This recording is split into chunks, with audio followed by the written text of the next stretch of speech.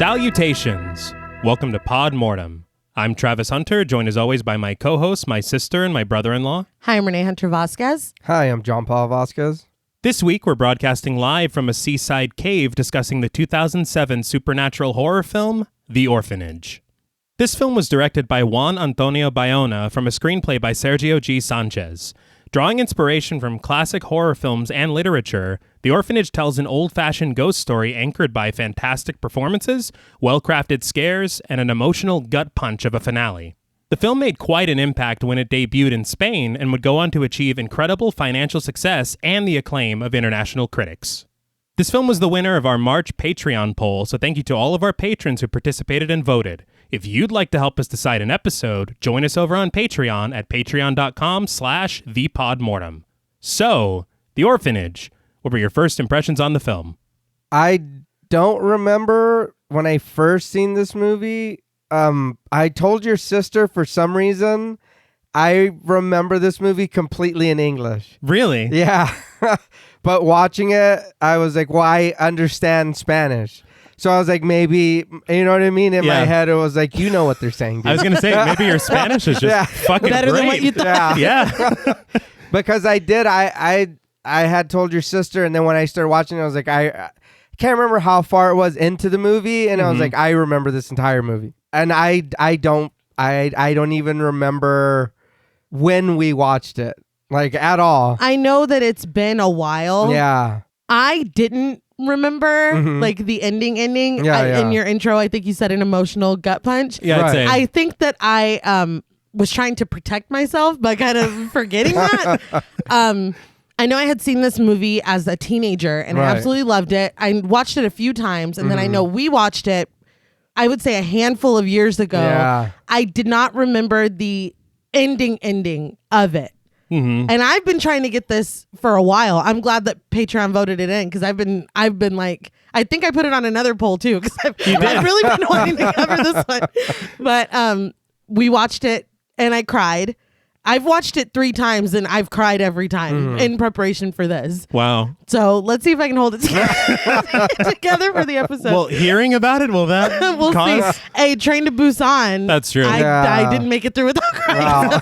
And you were the one reading it. We'll That see what movie's happens. a monster, though. It is. Yes.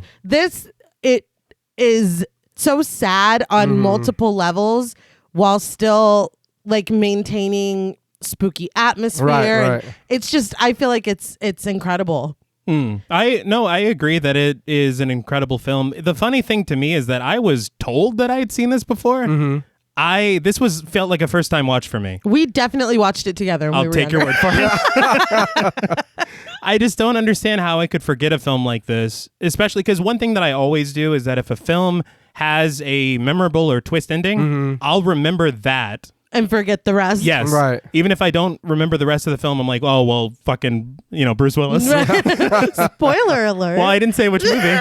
He climbs through a vent and Die Hard is what I was talking about. By the way, I do apologize if my voice sounds different. I am getting over the flu, so I'm doing my best. I think you sound fine. Well, I hope so. But I just think that this film is genuinely tragic and frightening in a way that I had not counted on. Yeah. And it is very fucking dark, dude. Yeah. Incredibly. Like, I was kind of blown away by, you could almost call it like a gothic ghost story. All right. Yeah. Because it is dark as shit, and it doesn't really let up as far as levity is concerned. Right. Like, there's no comic relief. There's no Specs and Tucker. There's not. There's definitely not. But I think that a lot of it works for me very well. There is some stuff that doesn't work for me, I will be honest, and we'll get into that as we continue. But the stuff that does works a lot. Oh, Yeah. yeah. And I did, this is what's ridiculous to me, is that the first time I watched it, when the gut punch would have been the most, I didn't cry. But then whenever I was rewatching it to prepare for this recording session, I got a little misty. And I was like, what? Shouldn't the first time have been? Maybe I had time to marinate. You were like, dude, that is actually That's fucking really sad. But I think the thing for me is that whenever you think about really strong debuts, everybody talks about Ari Aster, Jordan Peele, and for good reason. Yeah. But this was Bayona's debut film. That's incredible. And it's like, you had a very skilled hand to start, and that's very amazing. I did want to talk about this because it is a thing that is very integral to the film, but also one of my kind of pet peeves a little bit. But according to Future Movies, they did an interview with Bayona, and he said that this film owes a lot to Guillermo del Toro. And apparently they had met in 1993 when Bayona was like 18 years old. Oh, wow. Nice. It was like at a film festival, and they had a really good conversation about film. And Del Toro promised him, he said, look, if I am ever in a position that I'm powerful enough to help you, I will do that, and we will make this film. Damn. And it's amazing. Yeah. And because of Pan's Labyrinth, he did become that powerful. Yeah. Oh man, that movie movie's is great. incredible. Yeah. It's Fantastic. so good. Yeah. And honestly, there's some overlap thematically with Pan's Labyrinth in this. That's true. You could honestly, it would be a pretty good double feature, very sad double feature. Yeah. Incredibly sad double feature. I wouldn't put that on anyone, but he eventually came on. Del Toro did as an executive producer. He helped them raise money. He really championed this film, which you love to see. Yeah. And he had kind of a mentality of like, look, I'm here if you need me, but otherwise I'm hands off. So he's not No. a Spielberg. He did not pull a Spielberg. But the only issue I have, especially whenever a big director either produces or presents a film, online, a lot of people falsely think Guillermo del Toro directed Right. this. Okay. And okay. I can't stress enough that this was directed by Juan Antonio Bayona. Yeah. And I appreciate that Del Toro didn't pop up and he was like, well, Bayona's not really a TikTok kind of guy. It's just like Nightmare Before Christmas. Yes, that's Yeah. yes. Yeah. It's Henry like, Selick is like, You motherfucker. sons of bitches. Yeah. Now, before we play a game with this film, we would like to issue a warning for spoilers. Pod Mortem is a very in-depth podcast, and in thoroughly discussing horror films, we have no choice but to spoil a thing or two. If you don't wish to be spoiled, please go watch the film, then come back and enjoy the show. If you've already seen the film or don't care about spoilers, let's knock on the wall. So the film opens on a shot of a cloudy sky, and we dip down from it to find young Laura, played by Reneé, facing a tree on the front lawn of the Good Shepherd Orphanage. The building itself stands tall in the background as Laura plays a game very similar to Red Light, Green Light. She says, 1, 2, 3, knock on the wall, as she knocks on a tree and then turns around. You're right. This is literally Red Light, Green Light. But Yeah. like as I was watching, I was like, this is fucking creepy. But Red Light, Green Light isn't. No, well, because Red Light, Green Light you see the whole time. Okay, then that's You the know, disconnect. this time it's like, are those kids getting closer? But she does this a couple times as behind her, several kids slowly advance while her back is turned. They stop when she turns around, a child in front extending their hand. They finally reach her, giving her a tag, and they run off laughing together. The camera sweeps around them as they continue to play, eventually centering on a scarecrow that stands tall in the grass. Now, I am not a fan of scarecrows. Yeah, these kids are just having fun. The scary ass thing's just there, just hanging out. It's a reminder. No, don't have too much fun. No, Yeah. life is scary sometimes is what it's trying to say. Here's why I don't like scarecrows. It's mostly because I don't believe in the science behind them. The science being That they actually No, I don't think what makes them up.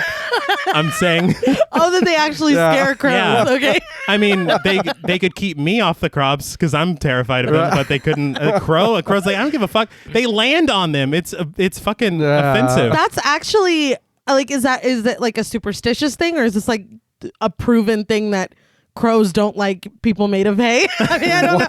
If you're a farmer, let us know. Yeah, I am not a farmer, but please. But inside the orphanage, Antonia, the principal, played by Isabel Freire, receives a phone call. She looks at Laura's file, which sits on a nearby desk, and tells the person on the other end that everything is ready to go for Laura's adoption. She says that she's currently playing outside and doesn't know the news yet. But Antonia says not to worry because Laura will be happy in her new home. She hangs up and steps into the sunlight outside. She says to herself that Laura's friends will miss her, and we watch as Laura continues playing with the other kids. Finally, she catches up with her friend, tags them, and says, "Got you." I thought it was sad that this is like the last time they're going to play together and they don't know. Yeah. That upset me personally. It did, because it's like, I get on one hand, if you tell them everybody's going to be sad and they're not going to have fun, right. but now they don't know, like, I thought that was kind of fucked up. Well, can you imagine, like, all right, get your things, like, little surprise, girl. bitch. Yeah, I'm like, That's terrible. this child is old enough to like be cognizant, and right. you can kind of give her a heads up that you're literally moving in with the family tomorrow. But She's playing this game very well, so she's well aware of what's happening around her. But I just thought that was kind of shitty. I would personally run my orphanage differently. Right. I mean, no offense to this orphanage. But Yeah, I didn't even think about that. That's fucked up. But we then cut to the opening title sequence, in which the opening credits are revealed through torn wallpaper. We see shadows of hands reaching out to us as the hands of small children tear the paper away to reveal the title, The Orphanage. It's very whimsical. Yeah, there's some things that are quite whimsical in this film that I don't know should be. I just feel like I know that on one hand it can be creepy, but it also felt very playful. Yeah. And I feel like this playful like spirit is not what you're about to get. Not so much. I didn't mind this opening. No. No, it's like alright, weirdly cute. I found it. Right. We also see, I forgot to mention, there's like a little hole in the floor, kind of. Mm-hmm. And that'll play a part later. Right. Mm-hmm. But it felt kind of, this is where I was like, I can feel Del Toro's influence. For sure. Yeah. It felt very him. Right. Well, because he straddles the line very well between like fantastically whimsical and fucking terrifying. Yeah. Like he's got that balance. Very fair. But in present day, an adult Laura, played by Belén Rueda, is woken up by the screams of Simón, her son, played by Roger Princep. She pulls the sheets from her face as Carlos, her husband, played by Fernando Cayo, weakly offers to go check on their son for her since it's his turn, but then he literally just falls back asleep. Isn't that what it is? It's like, This is how it goes. How real is this? Oh, no, quite. Okay. Hey. He's like, I'm right here. It's exhausting in Carlos and John Paul's defense. Right. But reluctantly, Laura shouts to Simón that she's on her way. She walks through a large hallway, eventually reaching his room and calling out to him. If I can just share a couple thoughts on Laura very quickly. Okay.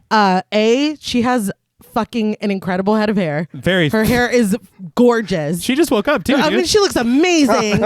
And B, I feel like they did a really good job of casting her younger self. Mm-hmm. Like that's clearly. I just thought they did a really good job. I think they do a really good job of handling, I guess, the timelines without being too like ridiculously expositional. Yeah, because there's a moment later, like actually coming up right now, that it's like, oh, you handled that very well, instead of Carlos being like, wow, isn't this the orphanage that you...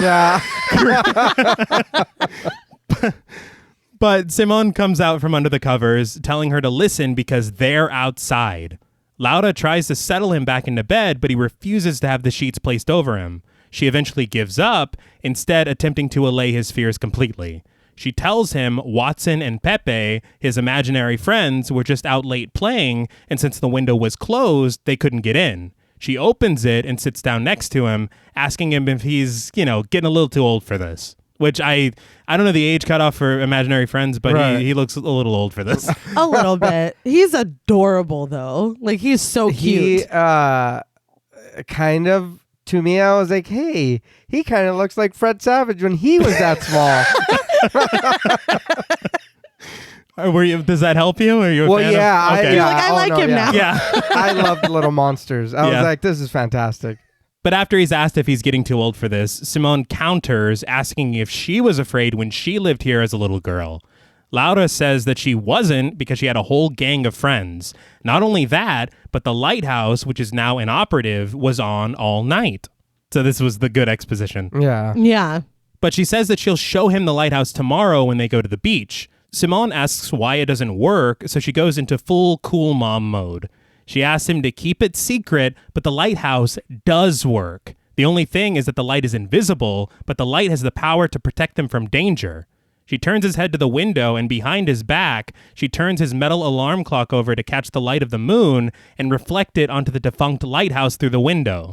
Simón smiles as she asks if he can see the light. I thought this was great. Yeah. Yeah. And it tells a lot about their relationship already, just in this small act of, okay, let me think on my feet. Yeah, yeah. Simón is clearly like very imaginative kid. This was just I really loved this. I wouldn't have thought. I'd be like, dude, the lighthouse is fucked. I'm sorry. But Do I look like I own the lighthouse? We just bought a damn orphanage. I can't afford it. That moon had to be bright, though. Oh, yeah. It did. I was like, what the fuck? That was a Del Toro moon. Yeah. In all fairness, I don't know that I understand the science behind this either. Yeah. But with the lighthouse issue settled, he asks her about the children who'll be coming here, specifically why they can't stay at home. Laura tells him because the children require special care. They come from very far away and they can't go back and forth, so they have to stay here. Satisfied, Simon asks if he can sleep in her bed tonight, and she jokes that he's pushing it, and he smiles.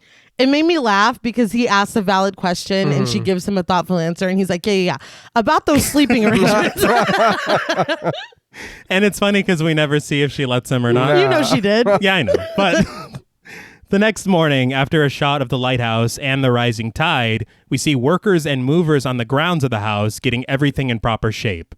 Laura comes downstairs to find Carlos playing the piano. She sits down next to him, accenting his lower notes with higher ones as they smile at each other. So at this point, I mean, it kind of helps a little bit because they just made Carlos look really bad. Yeah.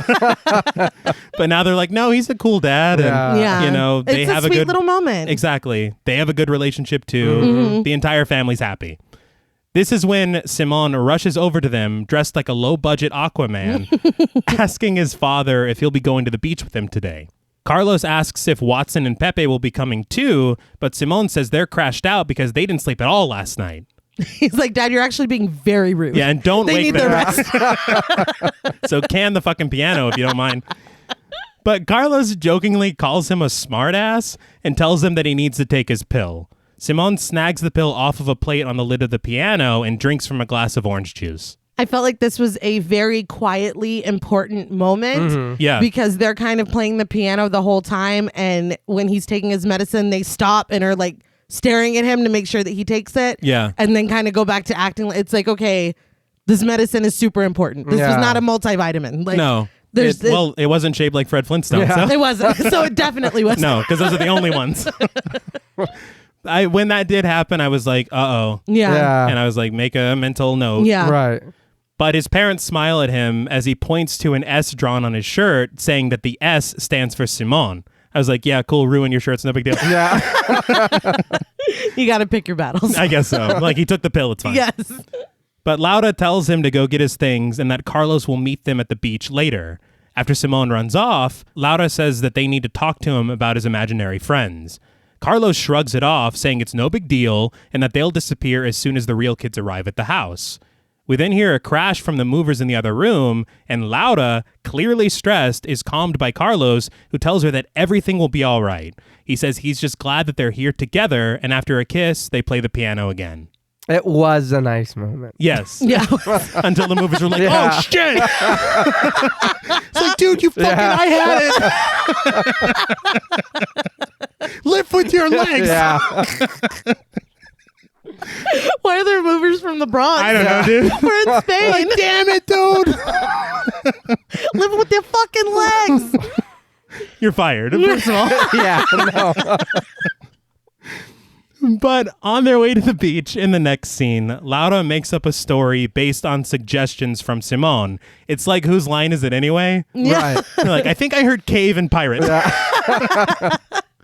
But she tells him of a secret pirate treasure inside a cave by the lighthouse, and we get wide shots of them walking across the beach toward the open mouth of the cave. She really Kaiser Soze this story together. Well, you know, you can only do what you can. Right? I guess so. And Captain Water.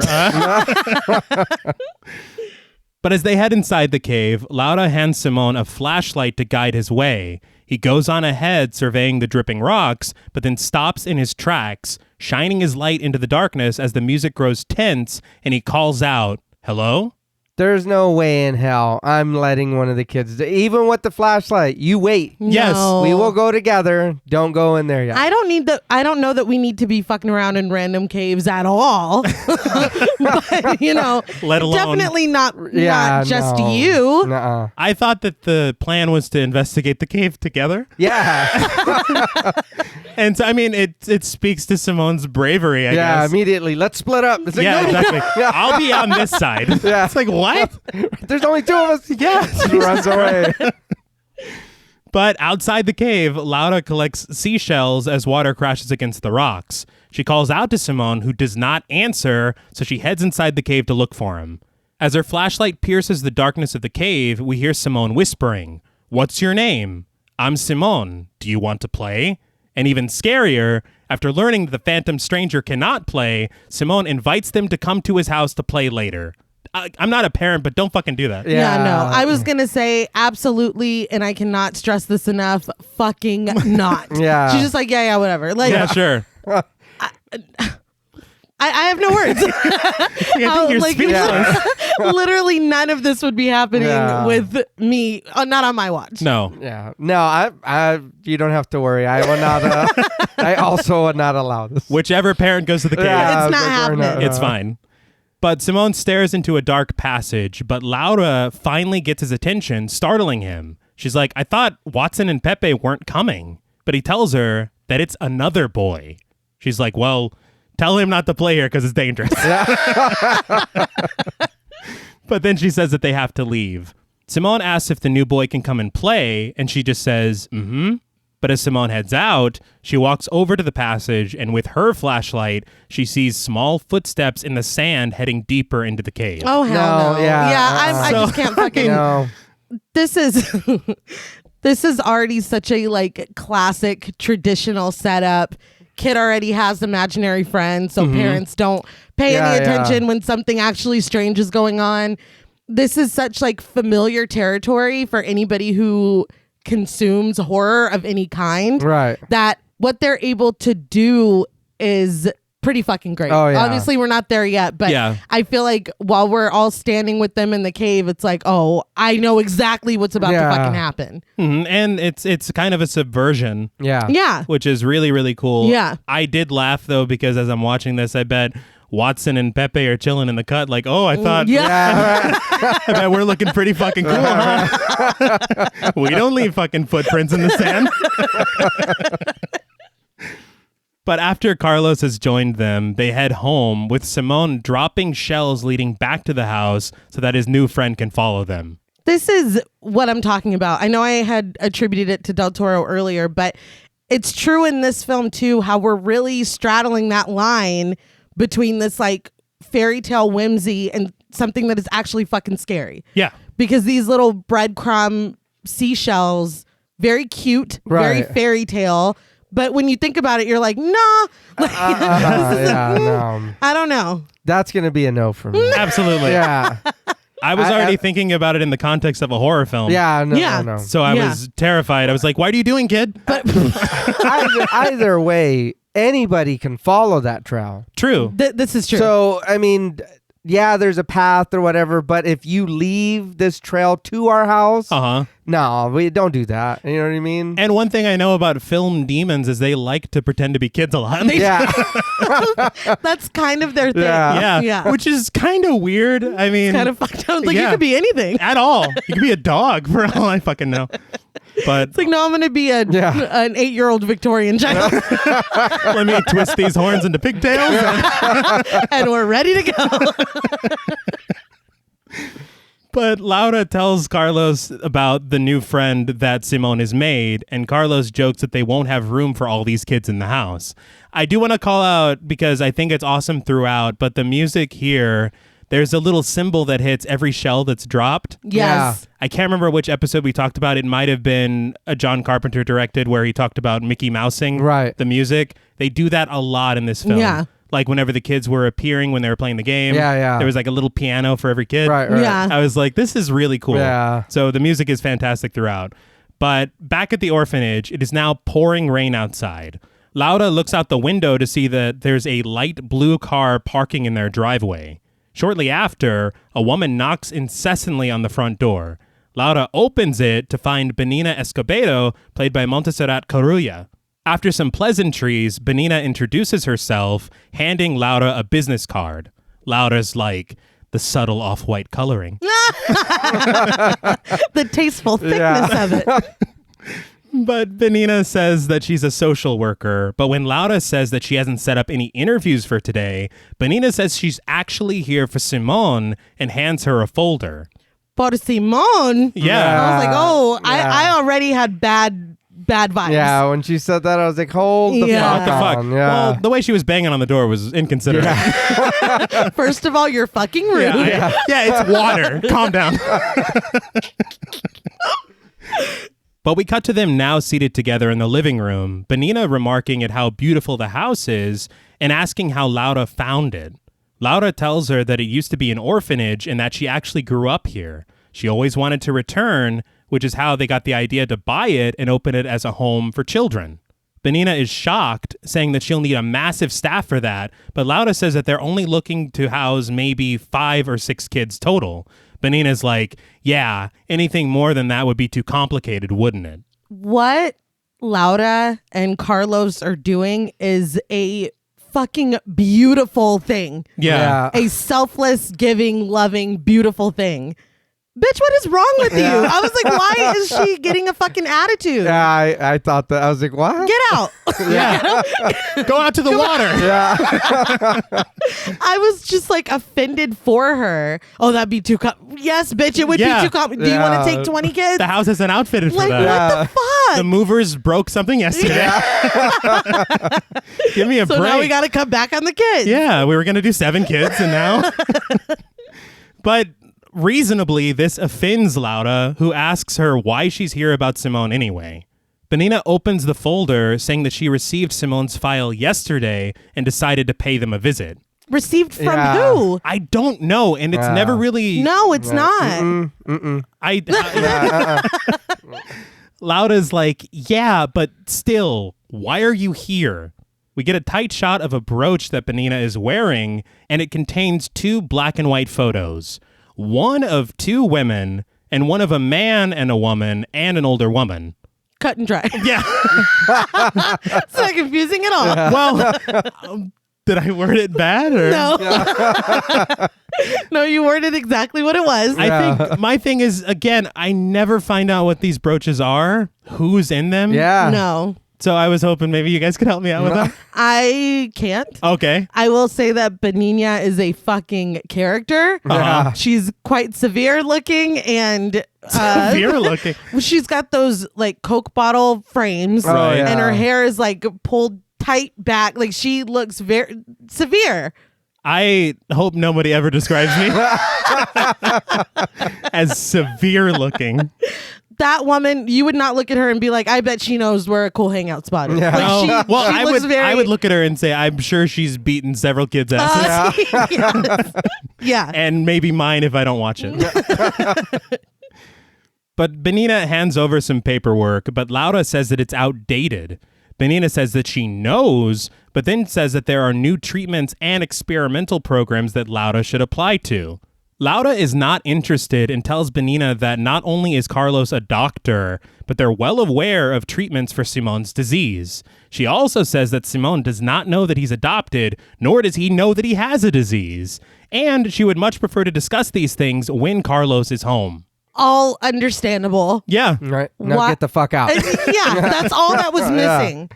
Like, why are you coming in my house, blowing up my spot, fucking outdated paperwork, sticking your nose in my business? Get the fuck out. All this old jazz shit you bringing over here? No. None of that. Yeah. Mm-mm. This is not how we do Yeah, things anymore. No. But Laura very politely asks Benina to leave, and she does. Laura closes the door behind her and looks over Simone's file. She breezes past the change of address form, and we see paperwork that reveals Simone is HIV positive. Oh. She hides the file in a drawer, closing and locking it with a very ornate key that they make sure we see very closely. We'll probably have to recognize it later. This goes to this drawer. Yes. Laura then watches Simone silently from the doorframe as he draws a picture. That night, odd banging noises snap Laura out of sleep, and she wakes up Carlos, and he does the old routine that we saw earlier. Okay. I had Carlos's back the first night. Right. Nah, this isn't your kid yelling and needing you to get up. There's some fucking weird noises going on. We just moved in here. We don't Right. know. Like, no, get your fucking ass up. I'm Well, not doing this by myself. My thing is, didn't we leave a seashell trail to the fucking... Yeah. Yeah. Anybody could have found it. Demon boy. Yeah. Demon boy. Social worker. So, yeah. anything. What if she was living in the cave and she's Yeah. like, what's this? But yeah, no, get up. I'm sorry. Well, he does not. He's like, I'll go. It's my turn. Yeah, there's no excuse for that. No, you've rescinded your endorsement. But Laura realizes that the noise is emanating from a nearby storage building, so she heads outside to check it out. She calls out, which causes the noise to stop. Not a good sign. She's a lot braver than me. Yeah. I just want to say that up front. Fair. I use the term "you got me fucked up" a lot. You got me fucked up. And I will be using it again. I will be using it right now. There's no fucking way. There's no way. You have no idea. People could have been squatting here. Somebody could, like, you have no just idea. moved in. Yeah. That's true. I didn't even think about that. Absolutely not. Nope. That's exactly what I have. I was like, that lady's brave. Yeah. Oh, yeah. No, Carlos, You're you better out, get your ass you're up. out there alone. Yeah. Call the police. Yeah. And No. why does nobody ever want to surprise like bandits or anything? Yeah. Everybody's always like, hello. Right? I'm coming your way. Yeah, and I'm not armed. It's just a weird way to go about doing it. I will sneak around. Don't you? Have you ever punched a shower open? Oh, absolutely. You would never be like, I'm about to punch the shower open now. You better not. But Laura inches her way across the lawn over to the building, the front door creaking open and closed like, haunted. But she steps inside slowly, making her way around and investigating.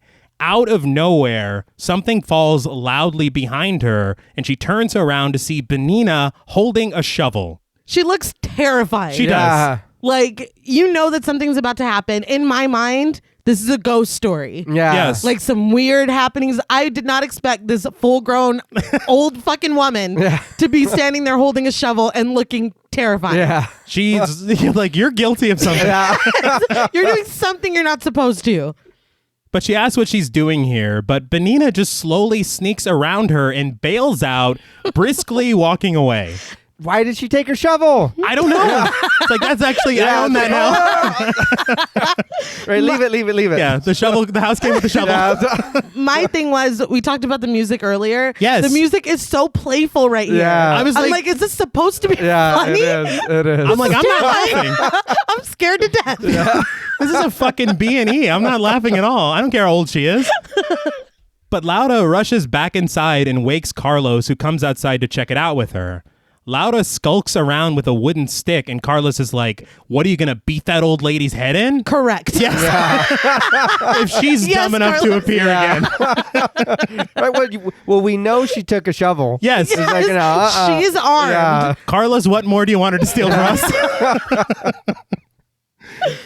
But Carlos takes the stick away from her and hugs her, trying to calm her. He says to sleep with Simone tonight and that they'll call the cops if she shows up again. Or we call the cops literally right now. Yeah. A crime has been committed. My thing is, my son is already in the house. Uh-huh. And I think like tomorrow, there are going to be more children in the house. Oh, yeah. Yeah. We don't need this fucking weird ass old lady skulking around at night. Who Get clearly- her ass out now. Yeah. Clearly stole a file. Stole a file and a fucking shovel. Okay. Yes. So no, absolutely not. I'm sorry, we never really saw where she went, so Laura's been there all day. let's get both parents outside, leave Simone inside Yes. alone, Yeah. where this skulking lady with a shovel Yes. could have already beaten him to death. Is all I'm saying. I just feel like this was a mistake, guys. All of it. But the next morning, Simone wakes Laura, asking her if he can wake up now. She tells him that he's already awake, but that he can get up now. She's like, he's slapping her face. Yeah. I'm like, this is why she didn't want to fucking sleep with you at the beginning. Yeah, exactly, because you're the worst sleeping partner. I do have to point out this feels like minor foreshadowing. Mhm, Yeah. Absolutely. So maybe we'll pick up on that later. But we then see Laura opening the front door and finding a pile of seashells on the doorstep. Add two-piece Jackson real quick. It's like, nah. You let them back here. Well, clearly, somebody followed. That's terrifying. Yes. That is so scary. So at this point, would you get into the ghostly happenings, or would you think it was Benina are you fucking talking around? Are you talking to me? Oh, well, Yeah. you would. You don't even need the shells. You're like, I think a ghost cooked us breakfast. John Paul's like, it was I me. cooked you breakfast. I asked I you have what an you want. apron, and I'm just like, Yeah. He's like, I'm flipping a pancake right now. but I mean, come on, man. What did you bring over here? I'm You know what I concerned. mean? Yeah. If it was a ghost or a person or something. Yeah, from What? this Yeah, plane come or on. another plane. You brought Yeah. something. It's seashells. Yeah. Yeah. It's funny By the because seashore. yeah, the joke is that you can't say that, and I just fucked up. But the camera moves through the house, settling in the bathroom, and we watch as the door slams shut on its own. It felt like she let someone in. Yeah. With that, Yeah. Laura, who did not react much to the seashells, No. stares in the direction of the noise that she just heard. And on the grounds, we also see a merry-go-round slowly creaking to life on its own. So, thanks. Yeah, no, Yeah. there's a lot. There's a lot going on. Back inside, Simone sits reading Peter Pan as Laura works on an embroidery. Simone reads a page that says, Wendy grew up, and he asks his mom if Wendy grows old and dies. Laura corrects him, saying that Wendy grows up, but Peter Pan takes her daughter to Neverland every year. I was like, does he have like a weekend pass or something? Shared Once custody. a year. I thought he owned Neverland. Is that not a thing? I guess I do not remember Yeah. the story of Peter Pan because I didn't know he was taking her daughter. He's like, bitch, you're too Yeah. old. Sit It's down. my weekend. You stay home. It's a lot. I just don't. I was like, Yeah, huh. I don't remember. But that. isn't the story like the Lost Boys, they kill them when they get too old or something? I think that's the real story. Yeah. Oh, not the Disney one. No. Okay, got They it. cut that part out. Yeah. But Simone asks why Wendy doesn't go with them and wants to know if Peter Pan took him to Neverland, if Laura would go with them.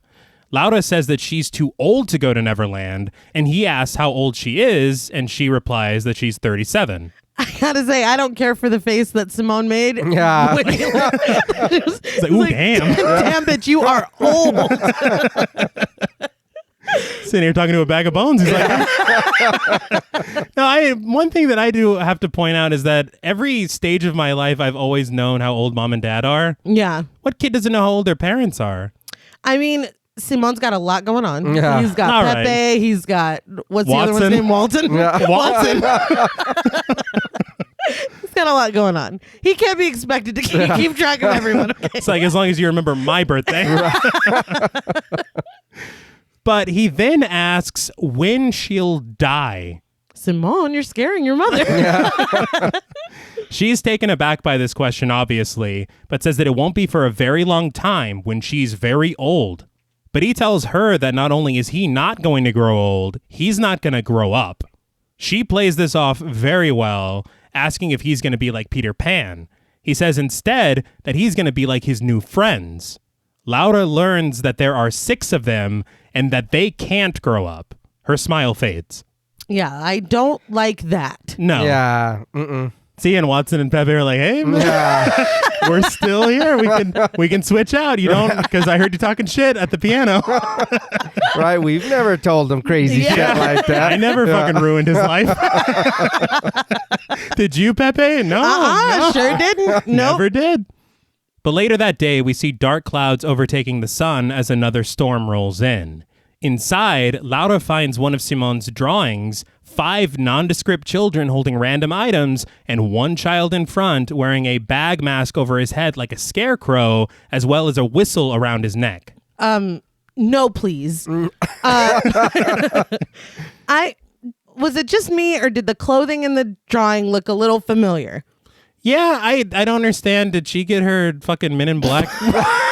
Like, because there's a lot of shit that happens in this film that Laura should be like, oh yeah, I remember that. But she remembers fucking none of it. I guess in Yeah. her old decrepit age of 37, she's like, I can't remember shit. You can't expect Right. me to. Yeah, I thought that was a little strange because I'd be like, how does he know about that? Right. Right. Yeah, that's my dress.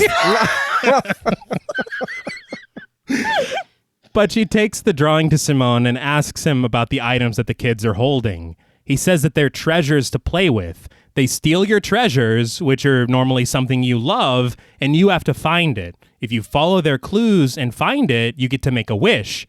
It sounds a little convoluted. A little. A little. What happens if you don't find it? They killed him. I don't know, dude. I don't think anybody wants to find out. I am a little pissed off that I let these sons of bitches in my house and they're stealing my shit. That's me as Simone. I'm like, dude, God First damn. of all, you're incredibly rude. Yeah. I thought we were friends, dude.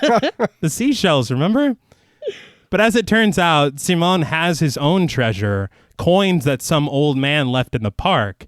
He says he thinks that they're gold and asks if she wants to see. I'm like, no wonder these kids like him. He's stealing shit. They're like, From some old man. You're going to fit right in.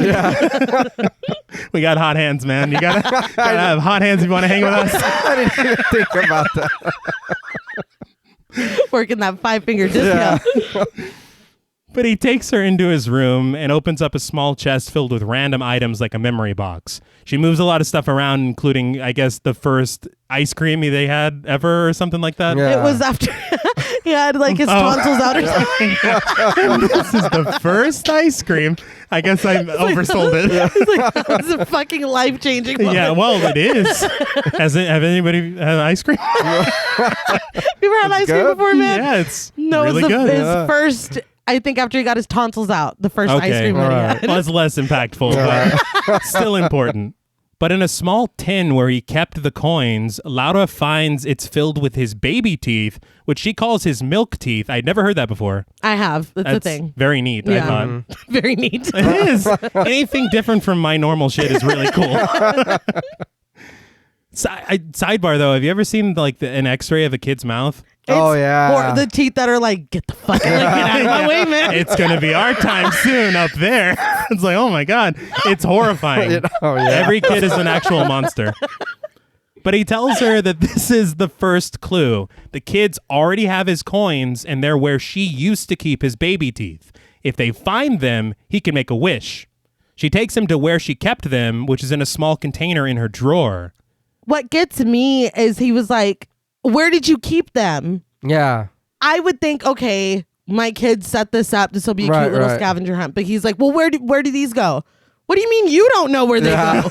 Well, Who the fuck did this? I still wouldn't believe him because I'm like, well, he's Kids playing can along. lie. Yeah, you forget that. Well, but y'all have just been together the whole afternoon. Yeah, they have. He woke up in bed. That's true. Well, unless he fucking planned all this shit and then went to bed and he's like, Mom. Well, I'll tell you one thing. Kids don't have a very good, I'm going to set this up in advance and be quiet about it. Yeah. Oh, okay. And then surprise. Yeah, no. That's not working. If Simone set this up last night, they'd have been doing this last night. But she pours the container out, and instead of teeth, sand fills her palm. She asks if he set this up, and he just laughs. That's when I'm like, he set this up. Listen, you little shit. Yeah. Yes or no.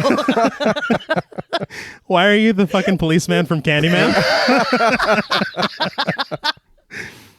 But she guesses that it must mean the beach, but Simone says that it has to be in their home. There's a lot of rules to this game. Yeah.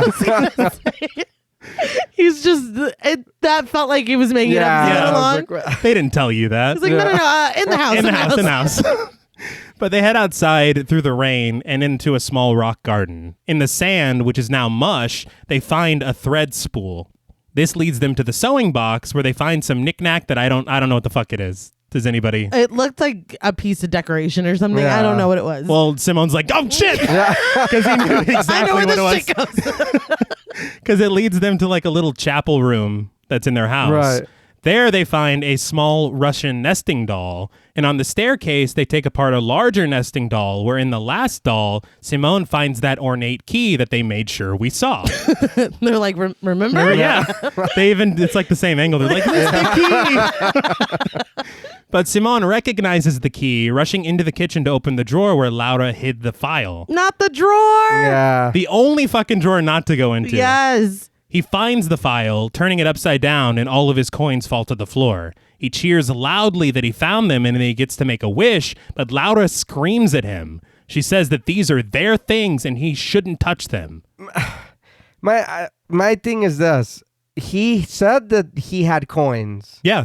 You know what I mean? Oh, I think she's talking about the folder. Oh, I was like, no, I was he like, stole the those coins from another man. Yeah, well, I was Like the old man can be mad. Yeah, I was like, I'm not. It's not that the dad can't have coins, but this is specifically what he said. Yeah, he had. Yeah. So I wouldn't be like, hey, those are your dad's. I'd be like, I know where you got those from, but how'd they get in there? Yeah, like, and I don't advocate you stealing shit. Yeah, no, I don't like how you got it. No, the panic was solely for the folder. Right, okay. Right. But he says that he didn't do anything, insisting that it was the other children. He even pushes her. She tells him not to lie, but then he turns it right back on her, calling her a liar and saying that she's not his mother. She asks where he heard that, and he says that his friend Tomas told him so. Tomas says that Simon is just like them, with no mother and no father, and that he's gonna die. Listen, first of all, tell your little friend Tomas that he's not welcome here anymore. No. Secondly, when did Simon learn all this information? Because they were literally having fun 30 seconds ago. Right. Yeah. And he's like, gotcha, bitch. Like, it's very like... It's like, you want to talk about lying? You said liar, so... It's very jarring because it's not like... Because when he takes everything out and the coins come out and everything, he doesn't even look at the folder. No. So it's not like he saw it then and was like, oh, you fucking lied to me. Like, he never... When did you... This was weird to me because it felt like... He found the coins and he's happy, and Tomas is like, "Guess fucking what?" Like he's like is whispering to him right there. That's in the corner. He's like, "By the way, you didn't have time to read the folder because you were really excited about the coin." But the whole she's thing not was your mom. You were supposed to read the folder. Yeah. Like that's what it felt like. The whole scavenger hunt was leading him to, and I thought he was gonna look and be like, what the fuck? But he doesn't. He's just like, well, guess what? You're a fucking liar too. I thought that was strange. Yeah. So you've been like carrying that. Simon is petty as fuck because he's like, no, I'm gonna wait for my moment. Bide your time and then let loose. I took it as that when they got the drawer open, he needed them to open the drawer.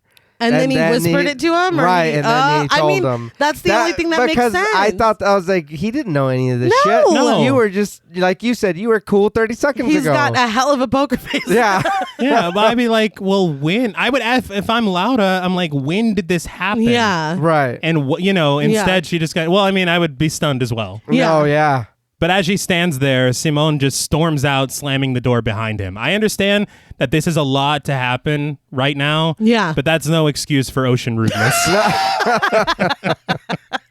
But later, Laura sits a tray of food as well as a glass of juice and Simone's pill on a table and sits down next to Carlos. Carlos tells Simone, who sits across from them, that they wanted to wait until he was older to tell him everything. Laura asks if he has any questions, and Simone simply asks if Father Christmas is a lie, too. Carlos is like, listen, you clearly heard your mother talking to that lady, and you invented this game because you were too afraid to ask her about it. Simone just stares at his pills. They're like two little black caplets. Yeah. And he asks, what happens if he doesn't take them? Would he die? Carlos says nothing would happen, and that wouldn't happen for days, weeks, or even months. But he tells Simone not to worry and that they'll take care of him and make sure he doesn't get sick or die. It's so sad. It is. I feel like Simone takes it pretty well. Mm-hmm. And I applaud them for still being able to sidestep the Santa Claus question. Yeah. He's like, listen, kid. You got to keep something back. You know what I mean? Let's not shatter too much. But in the next scene, the camera pans through several rooms in the house, all set up for the children to arrive.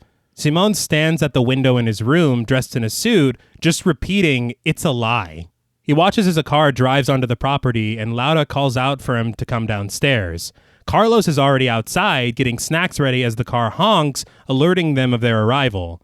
He goes to greet the people arriving, while upstairs, Laura heads into Simone's room, holding a plate of hors d'oeuvres, asking him to come down to meet the children. He says he can't go yet because there's something he wants to show her. She asks what it is, and he tells her it's Tomas's little house. She says that they can do it tomorrow when they're alone, but he loudly refuses and says that they have to do it now. She grabs him by the arm, and he smacks the plate out of her hand. That was a lot, Robin. I was like, Simone, no. Man. You could have had her if you didn't fucking ruin the cake or whatever. She kind of like owes you. All you got to do is do the big eyes looking up. I would feel like shit. Yeah. But now... Let's go see the casita. You fucked up the cake and now... Yeah. This is when, almost in a reflex, she slaps him across the face. I was like, no. She looks like she immediately regrets it, though. Of course she does. Well, I mean, damn, he's been a lot. And they're all trying doing a lot, but you still can't slap your child in the face. But I mean, everybody's stressed out here. You got to give your mom a break too, man. I mean, Simone's going through a lot too. How long did she work on that cake? Was you it know a what cake? I mean? I don't know what was in there, man. Well, the thing is that in the shot, like, you don't really see it because you see the shot is of her, then it's of him. You just see the tray. You see it's she's a tray holding of something. Yeah. Whatever she's holding is ruined. It's gone. That's all I know. Say goodbye. I think it's a cake. Okay. Yeah. Well, then the cake is dead. Yeah. It was a cake. It was a cake. Now it's trash. But Simone holds his face with tears in his eyes, and she tells him that he doesn't have to come downstairs if he doesn't want to. No one is forcing him to come downstairs. But you were. You were. Just 2 minutes ago. But I feel like she should have came in with that energy. You can come down if you want, but you don't have to. Right. The shot of his face was one of the saddest things I've ever so seen. Sad. His eyes are bigger than his head, it looks like. He just looks so surprised and so like heartbroken. It's awful. Very fucking sad. But downstairs, the party is in full swing with various adults and children wearing absolutely frightening masks. Yeah. It was like, are we supposed to pretend like those aren't fucking terrifying? They're horrifying. They're so fucking scary. What do you mean they're just animals? Oh, no. Animals from hell. I don't know. All I know is you ever see like old Halloween photos from the 30s Yes. before they realized how to not traumatize everyone? That's what it kind of put me in the mind of, but I was thoroughly scared. Yeah. But Laura makes her rounds as Carlos mingles with the children, but she stops dead in her tracks when she sees a woman from behind who looks like Benina. Thankfully, a couple of kids rush over to her, and when she turns around, we see that it's just some random lady. It's a good thing she turned around because I'd have been snatching buns, like the hair buns. Yeah, you'd grab her ass.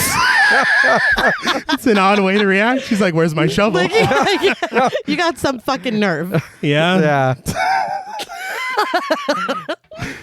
But she looks over at Carlos, who smiles at her and motions for her to go check on Simone, which she leaves to do. But when she leaves, standing behind her in the frame is that sack-masked boy from Simone's drawing, complete with the whistle and old clothes. No thanks. I'm like, are you the one causing all the fucking problems? Yeah. Is that Tomas? Are Get you? your ass over here. Are you making him smack cakes? He was a perfectly sweet little boy before your ass showed up. But inside the house, Laura looks everywhere for Simone, but can't find him. She eventually heads into the bathroom, but turns around when she hears the sound of a whistle. At the end of the hall, we see Sackboy. He walks towards Laura, the floorboards creaking with every step as he sucks in deep, raspy breaths. Baby Michael Myers. Yeah. My thing, though, is don't you immediately recognize the drawing? Right. One would think. Because if this is one of the children that's come for the party, Simone has never seen him before. So your kid has powers? He couldn't have drawn a picture of him days ago. No. I'd be scared. And also, we didn't, like, why are you dressed so old, kid? You know, that's it. Where'd you get that uniform? The one I used to wear. Give it back. Yeah, and I will say one thing that is interesting that I won't give away just yet, but every uniform has a name stitched into it. Right. And even with this kid, you can see the name stitched into the shirt. Yeah. And still, Laura's like, Nah. Simone, what are you doing? Yeah. Right. Hey, dude, where'd you get that Yeah, at? cool Did you sew costume. that on It's about as scary as everyone else's. But she does think that it's her son, and she touches his face. But when she peels off the sack mask, he screams and pushes her into the bathroom, slamming the door on her hand. Oof. It looks bad. It's rough because she stumbles back, ripping her hand from the door frame. I felt that whole scene. Oh, and yeah. I didn't like it. I'm like, did Mike Flanagan Yeah. direct the scene? It's his first thing he ever did. But she falls into the bathtub and she watches as the boy closes the door and locks it. He holds the key in his hand, almost taunting her with it. He didn't have to do all that. He's like, how you like them apples? But he looks at her through the window before running off. Laura looks at a piece of fabric that she tore from his mask, then at her bleeding finger and blows on it. I'm glad she didn't suck the blood. Yeah. Because she's not evil. But we watch as she, for some reason, rips her damaged fingernail off and screams to Carlos for help. No! I'm squirming just sitting here. Reliving it. That is awful. So I'm saying I felt that whole thing. Yes. I was like, It was a oh lot. my God, my hand hurt just looking at it. Yes. And can I say that the sound that the fingernail made, it wasn't ready. Yeah. You forced it, Laura. Yeah. You didn't need to do all You could have that. left it there. I mean, night has ruined my day for no reason. But we cut to Carlos prying the bathroom door open, surrounded by children. He asks her what's going on, and this prompts a search for Simone throughout the house and the grounds. Laura opens a side door near the stairs, and a ton of, according to the internet, pieces of scaffolding fall out. Yeah. All right. Because I don't know what the fuck those things were. It was like those yellow poles. Metal things. Yeah. But she quickly stashes them back inside and closes the door. She then heads back outside, calling out for Simone and flipping kids' masks off like Nicolas Cage in The Wicker Man. I'm so mad. That's literally in my notes. Really? But after failing to find him, she runs out toward the cave near the lighthouse, calling his name. Carlos is close behind, yelling for her. They both struggle in the rising tide, Laura even falling down and fucking up her ankle something fierce. Well, Carlos fell like almost immediately. Yeah, he did. Immediately. He wasn't prepared. Almost took 2 steps and fucking ate it. I just this is such a bad look. Yeah. Losing your son at this party where all these parents are trusting you with their children. It couldn't go worse. I No, don't think. it's bad. It really No, couldn't be yeah. worse. But in the mouth of the cave, she sees Simone and calls out to him. But when Carlos catches up to her, he doesn't see anyone and tells her that they need to head back. Laura watches as a faraway figure retreats into the cave. I thought it was very interesting to see someone there, then see no one, Yeah. then see someone again. Yeah. I'm like, are they setting up some kind of ambiguous possibility? Right. Because there is some stuff that goes on in the film that could be explained away. Construed. Yeah. Yeah. So, I mean, I don't know. Are there theories that could be had about this film? Perhaps. I just feel like then who was phone? Like who the fuck is in there? Some boy. I don't know. I just can't imagine how crippling that panic would be. Not only not being able to find him, but like you just got your hand all fucked up and then y'all are right next to the ocean. Uh-huh. Like that is terrifying. Oh, and dude, salt water is getting all in that nail hole. Oh. I did laugh when Carlos fell though. So that was, I know we said there was no comedic relief. But I there it did. was. And that was a little giggle. But that night, a large boat sails around the cave, and we see a man dive in search of Simone as police officers investigate the cave for any signs of him. I did appreciate that they actually checked the cave. Yeah. Because I was like, she literally saw someone. So no matter who it is, I need to know why there's someone in that cave. Exactly. Yeah. Who was phone. What the Yeah, yes. exactly. And I think that's what pisses me off is that Carlos, I genuinely did think it was going to end there. Nobody was going to check the cave. Me too. And the cave was going to be very important. yeah. Yeah. That's what I thought. But no. They're like, no one's here. Some little footprints. Yeah, Yeah. but can't explain that. The footprints didn't fucking steal. But at the hospital, Laura's leg is placed into a cast, and the doctor, played by Fernando Merat, lets Carlos inside the room to check on her. Now, according to IMDb, there is like a little bit of trivia that says that this doctor is played by Guillermo del Toro, which is just fucking lie. It's not. Like, I don't know why they said that, and it's one of the highest rated bits of trivia on. Oh, wow. Yeah. Everybody's just like, oh, that's cool, man. Yeah. And it would be. That's like, that's no. disappointing because that Yeah. would be a cool little cameo. But he did still play Pappy McPoyle on It's Always Sunny in Philadelphia. Like, so he does So it's cameo. fine. Yeah. So that's probably why people believed it. I still can't believe he did that. I can't either. It's probably the most random. It is. Fantastic. It's It great. is. But wow. But Carlos kisses her and tells her that Simone wasn't in the cave. Pilar, a police psychologist played by Mabel Rivera, sidles up out of nowhere, saying Laura must have imagined seeing Simone, but tells them that the police are doing what they can to find him. I got a lot of feelings about Pilar. That the way she sidles up, I thought she was a ghost. I'm just ready for some ghosts. I'm not gonna lie to you. no, we've been primed for ghosts. Yeah. I'm just like, how dare you? Like, this is still fresh. This is the same night. And she's like, girl, you hallucinated. It's like, we're already starting at a deficit. Like, if we were Sims, that's a minus above both of our heads. It's just a picture of Simone in a negative. No, that's bullshit. Yeah, I did not appreciate. Like, we're already starting off on the wrong foot. Yeah. How about you just say that the police are doing all they can? You don't have to be like, no, you did make that up. So that was a fucking lie. But we're trying.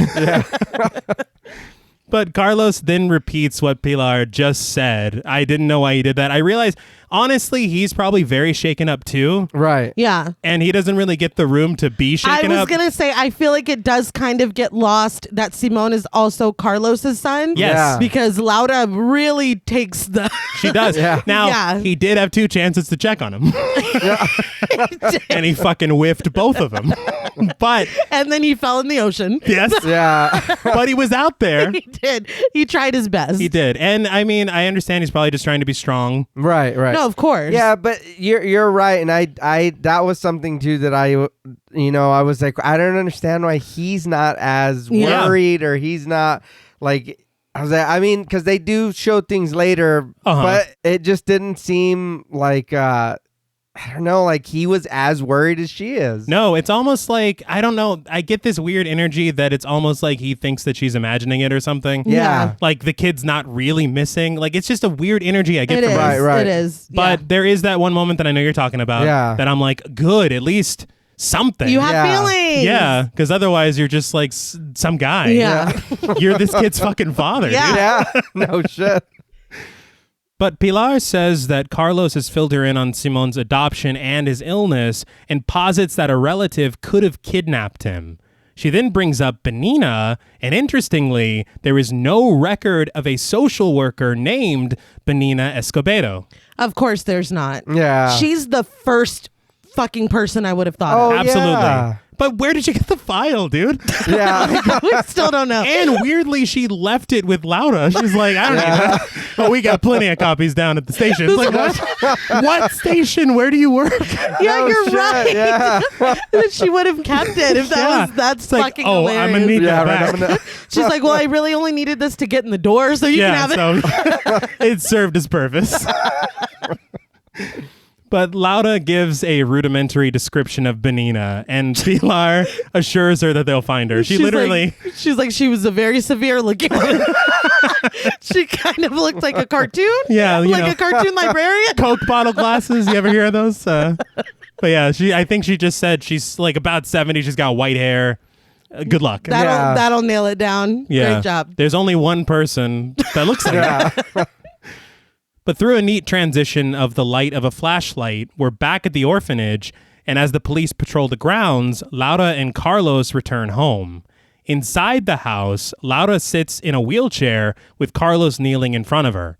She asks how anyone could trust her with their children after this. Yeah, that's exactly what I was thinking. Like, it's ruined. Not that your child goes missing and you're like, well, guess we got to get the orphanage up and running. Like, but that would definitely, like, fuck. Everything's ruined. And she really fucked her leg up super. Yeah, well, wasn't it like a compound fracture? Yeah, like the bone was out. Like, it was bad. Dr. Del Toro was there to show us the x-rays, but if that is your real name. Fucking liar. But I think that it's very sad because all they came here to do was some good. Yeah. And now everything. Yeah. Turmoil. But Carlos lets out a deep sigh, but then he removes his grandmother's St. Anthony medal from his neck, giving it to Laura to wear. He says it'll bring them luck, but she reminds him that he doesn't believe in luck, and then he agrees, but he says that it'll work if she has it. He then lets her know that he's not giving it to her. He's letting her borrow it. Which, the way he says it is nicer than that. Yeah. Nah, bitch, I want this back. This is temporary. He does, but that's such a strange thing to say, I guess. I mean, it just felt weird to me. I was like, what? Well, because he says that she is going to give it back to him when they find Simone. Yes. I mean, I don't know. It felt weird. I was like, what do you mean? It's your wife. I think it's like, I'm going to run into you. Yeah. Quite often. I know where you live. This is where I had in my notes that, like, I don't necessarily want to say that Carlos is kind of a flat character. Right. Yeah. But I feel like he says all the right things. Like, this was a sweet thing to say and it was a nice gesture. But we're really not feeling that this was his son as well. Like, it sounds like she's talking to, like, a friend or a coworker. I feel like they're not really sharing the worry and grief, really. Right. You don't know where he is. There should be some kind of worry that comes across his face, especially in the beginning. Yeah. He's like, look, everything's going to be pizza. Yeah. It's like, what? It's like, I feel like that's probably the energy that she needs right now, but it just didn't feel, it made me kind of side-eye Carlos. Like, you do not like care? You know what I want to see? I want to see him alone. Yeah. And there is one thing that comes up later, but in this moment, even, I mean, give her the necklace. Yeah. And say, look, it is very sweet that he says, when we find Simone, you give it back. Yeah. And so it's conditional. Yeah. So that's sweet. But I want to see him turn around and like bite his fingernails or something. Like, just maybe not as cartoony. To convey. You want him to turn around and be like, so that's what that was about. Exactly, yes. I feel like I said, he's saying all the right things. I feel like there's just something missing for me. Yeah, well, it's because that there is no sense of worry coming from him at all. And I know that everybody processes differently, so I'm not going to be like, nobody would act like that, because I'm sure somebody would. But it felt weird. Especially if he's like the rock of the family or whatever. Yeah. And he's keeping everything grounded. Right. But the rock, I mean, sediments or whatever, right? Dwayne Johnson cries too. Yeah. Think the rock doesn't cry? But later that night, the camera floats through the house, finding Laura asleep. She dreams that she's swimming in deep, dark water, but is startled by the sound of a whistle. She turns around in the water, but before we can see what's behind her, she wakes up. She sits in her wheelchair and wheels herself down the hall. She then hears loud noises above her head, and the camera follows each movement of the sound. She calls out to Carlos, and he comes running after she hears a loud, crashing noise. They check Simone's room, pulling the comforter away from his bed and finding a doll lying underneath. The game has started. Yeah. Right? The doll's clearly a message. Yeah. Right? I don't know, even if it's not about spirits, I'm like, I think Benina took dude and this Simone? doll. Yeah. Took the little dude. And this doll is the start. Like, I'm expecting a ransom note or something. Well, the whole point of the game is your treasure is gone and there's something in its place. Simone is their treasure. So I'm like, so where does the doll come go? from? Yeah. And They're why does just she not? A doll. That's weird. Like, our boy, a doll. I'm like, Lauda, you played this game. Yeah. You know what it is. Yesterday. But the next morning, the camera glides down the upstairs hallway and the bathroom door creaks open on its own. After a moment, it slams shut. I don't know who they think they are to be slamming damn doors in the house, but y'all need to chill on that, because that would piss me off real quick. You don't live here. No. Your seashell invitation has been revoked. So cut that shit out yesterday. You've done nothing but cause problems. No. Now you're fucking cracking the door frames. It's like, that's enough. That's enough. My fingernail is bumping. But we then cut to Carlos in his office on the telephone. A news broadcast over the television says Simone has now been missing for 6 months. 6 months. I was like, oh my God. Yeah. Carlos gets off the phone and walks over to a map on the wall, as well as a ton of newspaper clippings. He hasn't gone full Pepe Sylvia, but it's a sight to see, man. All the shit on the wall and all the pins. He places another tack into the map, which I assume to be another sighting of Simone. Yeah, that's what I took it as. Okay, I was like, does that mean that that's where they've searched? Oh, maybe. I don't know. It's that would not make more clear. sense, I guess. Then You've not explained it. We saw your boy. I think it makes a lot more sense. People do sometimes that, they do. Yeah. Yeah, but that's, I mean, I don't know. I guess it would make more sense what you said because I don't know. I don't know. Honestly, they've not explained it. Yeah. So I couldn't even. Yeah. That's why I wagered to guess. I said I assume. He's like, I thought a pin would look really good here. Yeah. But sometime later, we see Laura and Carlos at a support group. Laura explains to the other parents that Simon has been missing for 6 months, and despite their best efforts, they have no clue or idea where he could be.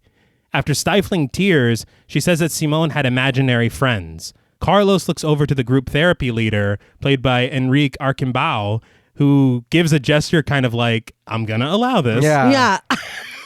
But I feel like the other people in the group were like they looked judgmental. They did. I don't know why. Especially with what's coming next. Yeah. I was like, we can save the judgment for later. Yeah. Laura continues. They never paid much attention to the imaginary friends, but she has a feeling that they're in their house now. Everyone then looks around like, holy shit. A woman, played by Blanca Martinez, speaks up. She says that she saw her daughter a year after she died. She was asleep one night, but woke up and went into her daughter's room. She was there, smiling, calm, and she took it as her way of telling her that she was okay and not to suffer for her. The group leader says it's not unusual to feel this way or see things like that, and even posits that everyone in this bereavement group could tell a similar story. Everyone around them slowly raises their hands, but Laura tells them that they don't understand. Simon isn't dead. His friends just took him away. I had a couple things here. I thought the story that woman told was really beautiful. Yeah. Why are y'all in a bereavement group if you're going to be like, well, no, our situation's not like yours? Yeah, that's a great question. Why are you here? I think that's a good question. I mean, I don't, because they're not going through exactly what they're going through. Right. And I do have to call out fucking an actor because I read a story because of a meme on Twitter, but I guess Aaron Eckhart, when he was preparing for one of the roles Harvey Dent? of like, not that role. No, I was making sure. Yeah. When he was Two-Face, yes. But when he was preparing for a role, I guess, as a parent who lost a child, he went to bereavement groups and he even spoke up in them. Ooh. Oh, wow. Pretending to have lost a child. Ooh. So kind of fuck him for that. I do don't want to like say. that. No. So, I think they're... This fucking Fight Club? Yeah, I know. Gross. Maybe he got the idea from fucking Fight Club. I don't know. But what they're doing is much more tasteful. Yeah. Well, I mean... So I think I gave it a pass because I was watching this around the same time I learned that. So I like, was oh, like, Aaron well, at Eckhart. least they're not fucking Aaron Eckhart. No, I get that.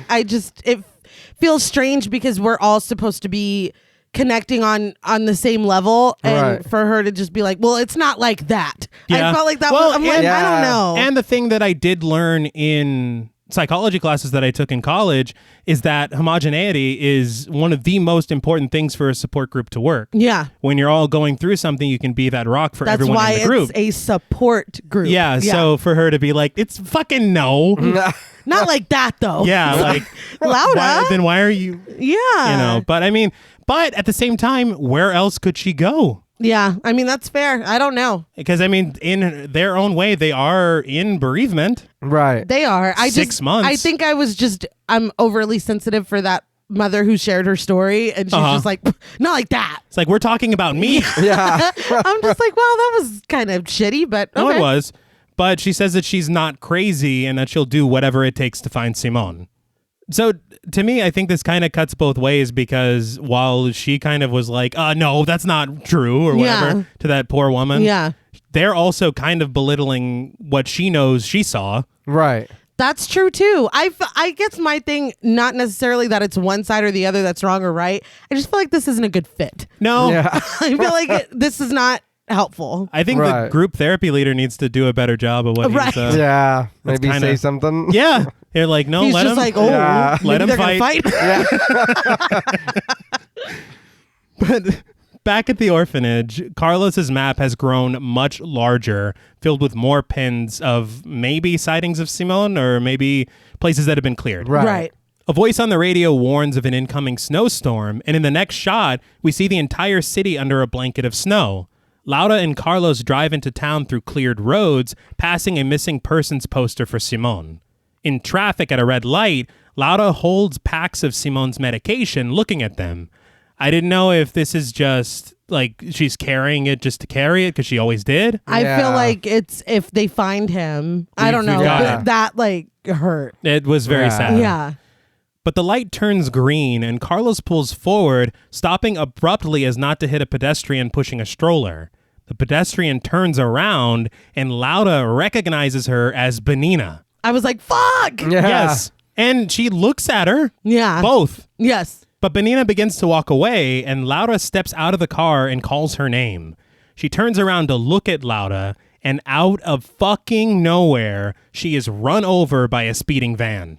Well, she did say something before she got run over. What is that? She said, if you want to waste your life beating the shit out of Alex every time you see him, then you can just drop fucking dead.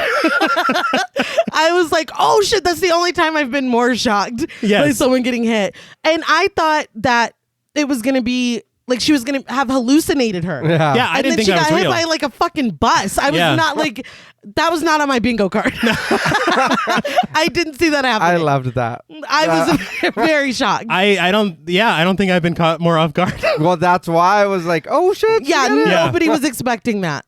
But Laura screams in terror as the van drags the stroller, screeching to a stop.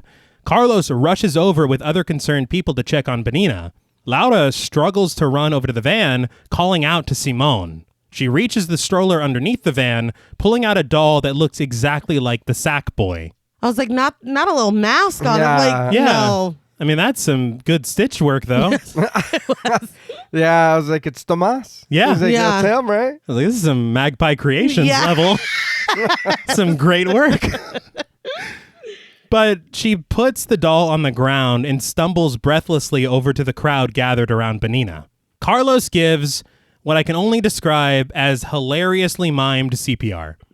Yeah. Every time I see someone giving CPR in a movie, I'm like, T's gonna weigh in on this. Well, the thing is that when you're working with a real actor, you can't push. Yeah. Because you don't want to break their ribs. Yeah. And so he's like doing, like his shoulders are fucking doing all the work. Well, And it's just really, really funny he's doing looking. his best. But he leans down to breathe into her, and we see him lift his head, wiping blood from his face, shaking his head to Laura, conveying that Benina is dead.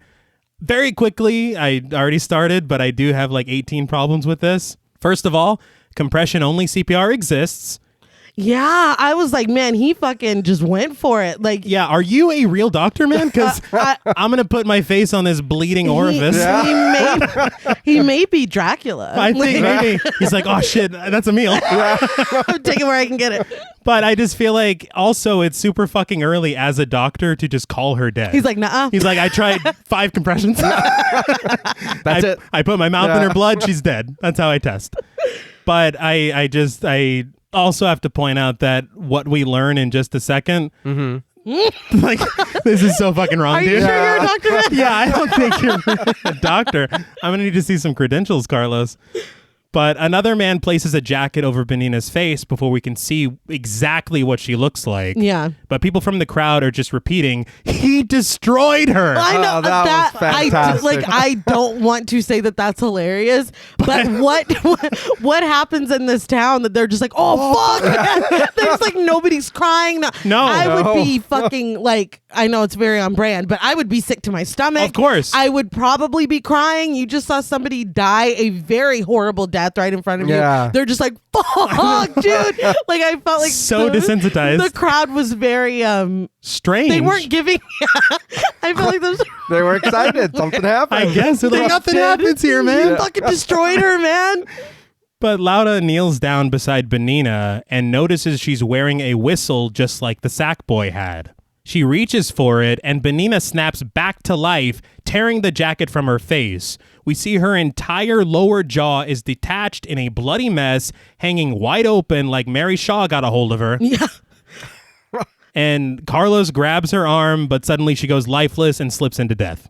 Carlos is like, I said you were dead. Yeah, God damn it. Make me look like an idiot in front of all these people. It was very jarring because I know we saw like the bit with her fingernail was very gross. Yeah. That's really the only like gore. I mean, maybe her leg too. Fair. But to go from very minimal, like realistic, oh, she got her hand slammed, whatever, to this. Yeah. I was like, this isn't that kind of movie. Like, No, dude.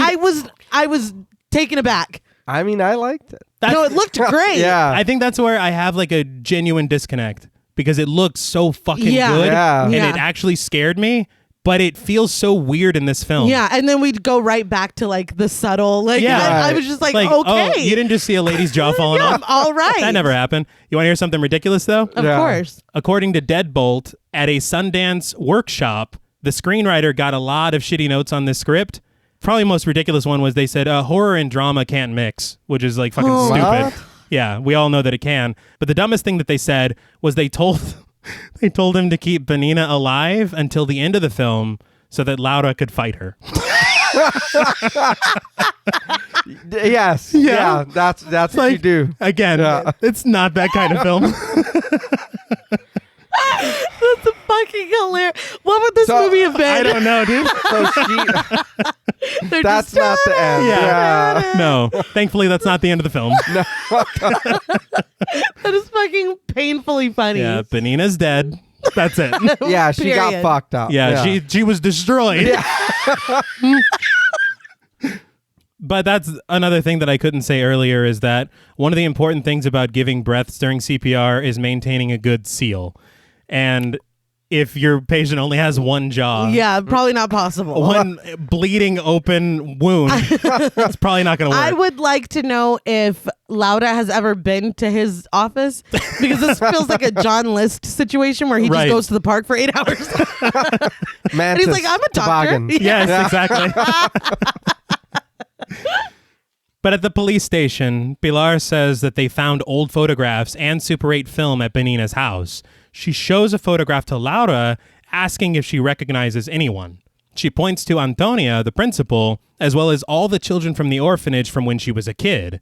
There's Rita, played by Georgina Avellaneda, Martin, played by Carla Gordillo, Victor, played by Alejandro Camps, Guillermo, played by Oscar Lara, and Alicia, played by Carmen Lopez. I said, of course, one of them is named Guillermo. Yeah. I think that was intentional.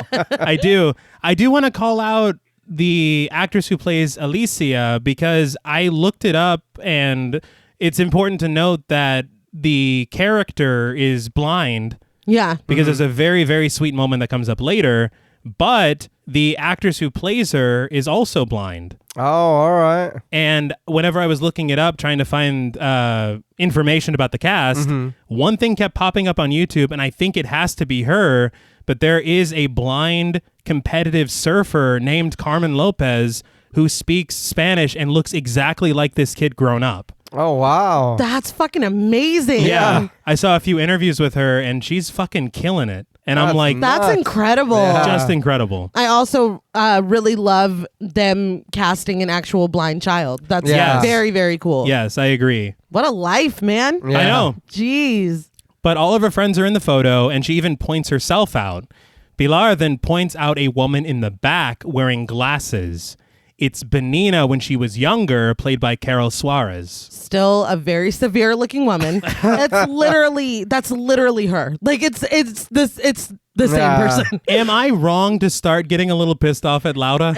Well, I mean, What do you mean? Like, you don't recognize this Oh, woman? yeah. she looks She looks The exactly same, the same. yeah. She didn't change in like 30 years. No, I Yeah. feel like it would have been a little more I don't know if I'm trying to say realistic or forgivable maybe if she maybe had her hair down when she was younger. Fair. Or she had Maybe, maybe her yeah. glasses weren't so thick. Yeah. But this bitch, like, she's like, no, this is my look. Like, I've Yeah, been doing this that's it. for 30 years. She This has is my the same style. expression. Yeah, it's like the same thing. No, that's Benina. I recognized her. But as is revealed by Pilar, Benina worked at the orphanage. She explains that Benina wasn't there for long, but she had a son, Tomas, played by Oscar Casas. We see him in Super 8 film with a bag over his head, waving at the camera. Pilar explains that he was born with facial anomalies, so he was kept away from the other children. No one even knew he was there, which is why it surprised the town when they found the body. I don't understand, I guess, because they made him the mask. If that was the reason he was locked away, because in the video he's waving, he looks like just a kid trying to play. Yeah. Yeah? I don't understand the need to give him a mask and fucking lock him away.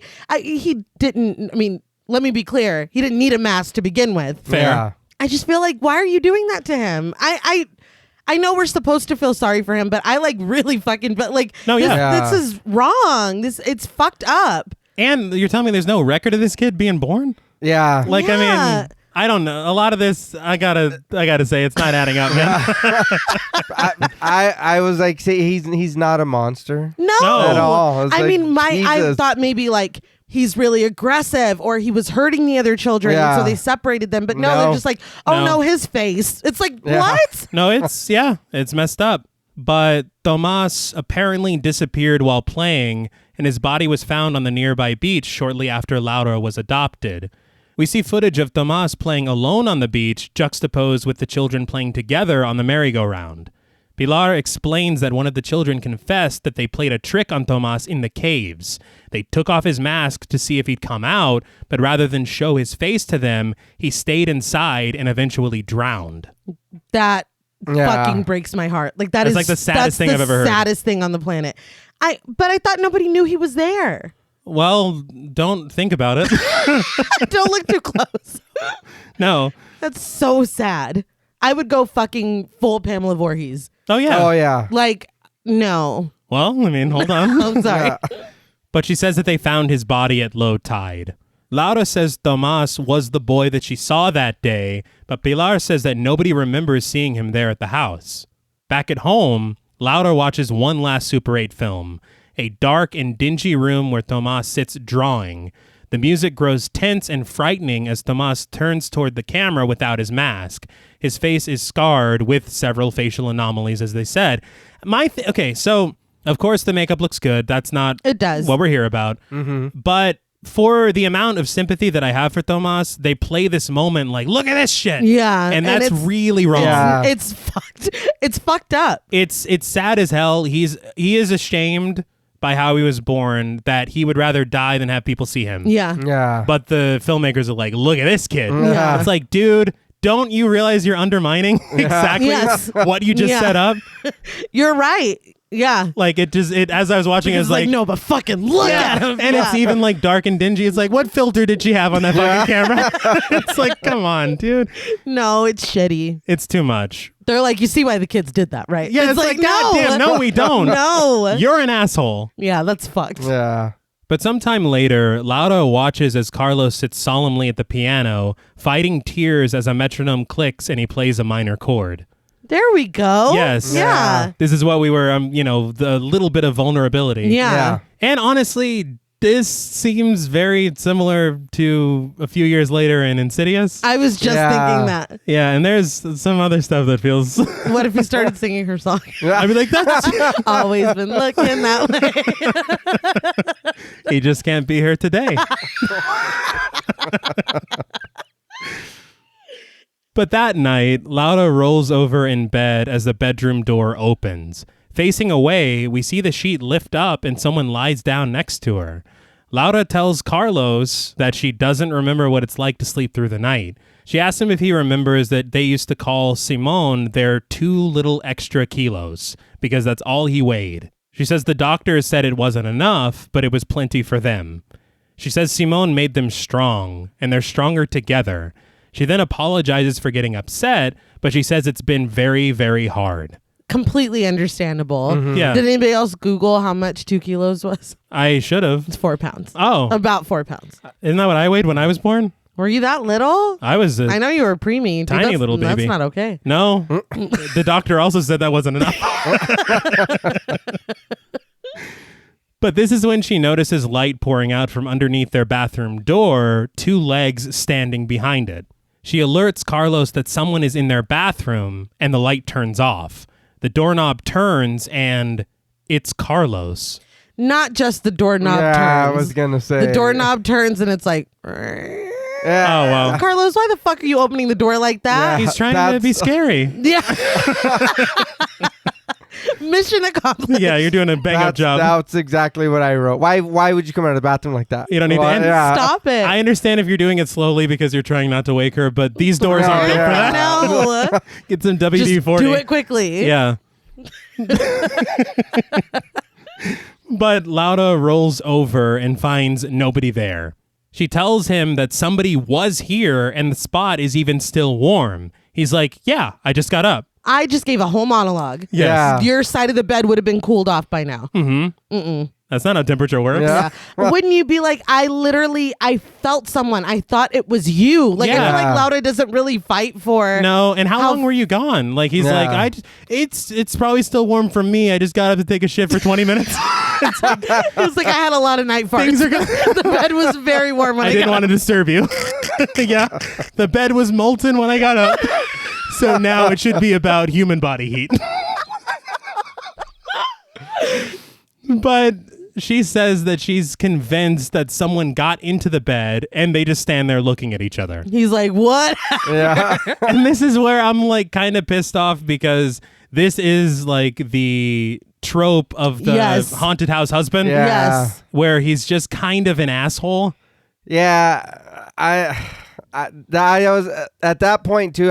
Same thing. I was like, why are you not believing your wife? I don't understand At all. It's like you guys went in on this together to do this. Mhm. You really think that this is some shit she's gonna be making up or just trying to, you know what I mean? Yeah. It's not like she's like, pay attention to me. She's like, I want to find my son. Yes. Our son. Our son. Yeah, our Yeah. son. Yeah. Come on, what are you doing? And I mean, this isn't that unbelievable. Right. With everything else that's been going on, I would start reading into this shit. Yeah. Right. Or at least like, okay, I'll humor you. Let's, you know what I Right. mean? Show me what you got. See, you know that's, what I mean? that's one thing Insidious had over this film because Josh Yeah. believed everything. Yeah. Yeah. He's like, oh, move houses? You got it. You got it, You boss. got a bus. But the next day, Laura attends a paranormal talk from Professor Leo Balaban, played by Edgar Vivar. Was that Ed and Lorraine Warren on stage? I don't know. It's like a conference thing, and there's two people, a man and a woman sitting on the stage. I wouldn't be surprised. It's like, Patrick Wilson, you just had to be in this somewhere, didn't you? Well, if it's Ed and Lorraine Warren, then I don't believe a goddamn thing this guy's saying. But after he discusses the German idea of doppelgangers and Jung's insistence of the living and the dead coexisting in the subconscious, we see Balaban meeting privately with Laura, who tells him that Simone has now been missing for 9 months. Can you imagine that question mark for 9? Yeah. She's holding it together. Yeah. And I mean, I think that's the thing is I want to see Carlos fucking more active. Yeah. Like, why isn't he here with her? Yeah. Because he doesn't believe in all yeah. this. But even if he doesn't believe, Yeah. support your fucking wife. yeah. Yeah. Whatever can help her feel better. I just don't get these fucking haunted house husbands. Yeah, it's annoying. Yeah. It's super annoying. But she says that strange things have been happening and she doesn't know who to turn to. She shows him the piece of fabric that she tore from Tomas's mask and tells Balaban that the police say that he's been dead for 30 years. He inspects the fabric, then tells her that there's someone he trusts in the field that he would like to contact. Then he asks her sincerely, would you allow a medium to visit your home? Yes. Yeah. Yeah. I mean, after... I Yeah. feel like that's got to be the only thing they haven't done yet, right? Well, I mean... Yeah. All right. All right. Did he have to sniff it? I don't know about Yeah, I don't that. know. I don't know why he's I mean- he's like, yep, 30 years Yeah. old. Yeah, he's like, goddamn, this is some dusty ass fabric. Well, he's like, well, how haunted is this thing? Maybe that's his power. His sniffer. All right. I mean, I don't know. Fucking dude had dice in Right. Insidious Chapter Oh, 2. yeah. I don't know. He's like, I smell things. But sometime later, back at their house, we see Aurora, played by Geraldine Chaplin, walking slowly through Simone's room. Yes, Geraldine Chaplin is the daughter of Charlie Chaplin. Holy shit. Oh, wow. Yeah. And I read on Wikipedia that I think she went to some trip in Europe, and while she was there, she learned French and Spanish. Wow. And so she's been in a ton of French films, a ton of Spanish What a films. badass. Yeah. That's so cool. Because she does very well in this. Yeah, she Yeah. does. She does not at all seem out of place. I No. was very impressed. But after learning that this wasn't a bedroom back when the building was an orphanage, she says that they should start here. Enrique, Aurora's associate played by Andres Getrudix, snaps into action to get his equipment set up. Aurora asks for an old object from the house, something related to its history, clothing if possible. After the sound of a mild breeze and footsteps, Aurora says that they're not alone. The doorbell then rings, and Carlos says it's Pilar and asks if she can attend the session. Aurora agrees, simply stating, cops are cool.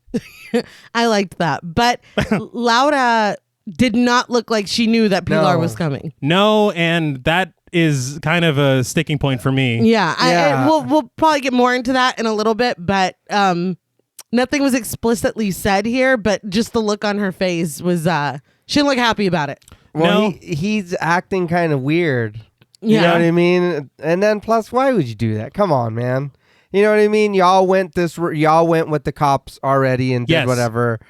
Let's try this. You know what I mean? What is it going to hurt? You're attending, you're watching. Especially if you don't believe in it. Yeah. Then nothing's going to happen. Like until Aurora's like, now that'll be $7 million. That's when we can start. But until then, let it play out. And don't be a dick about it. Yeah. Oh, yeah. Don't do that. But that night, Laura, Carlos, and Pilar sit with Enrique at his monitors, cameras now set up all over the house. On the monitor, we see Aurora take hold of the old doll that Laura found in Simone's bed, and Enrique explains that the old objects allow her to facilitate her trance for her to begin a psychic summoning. He explains that it's almost like time travel, and though it sounds like witchcraft, it's not anything to be feared. If there's anything here, Aurora will see it.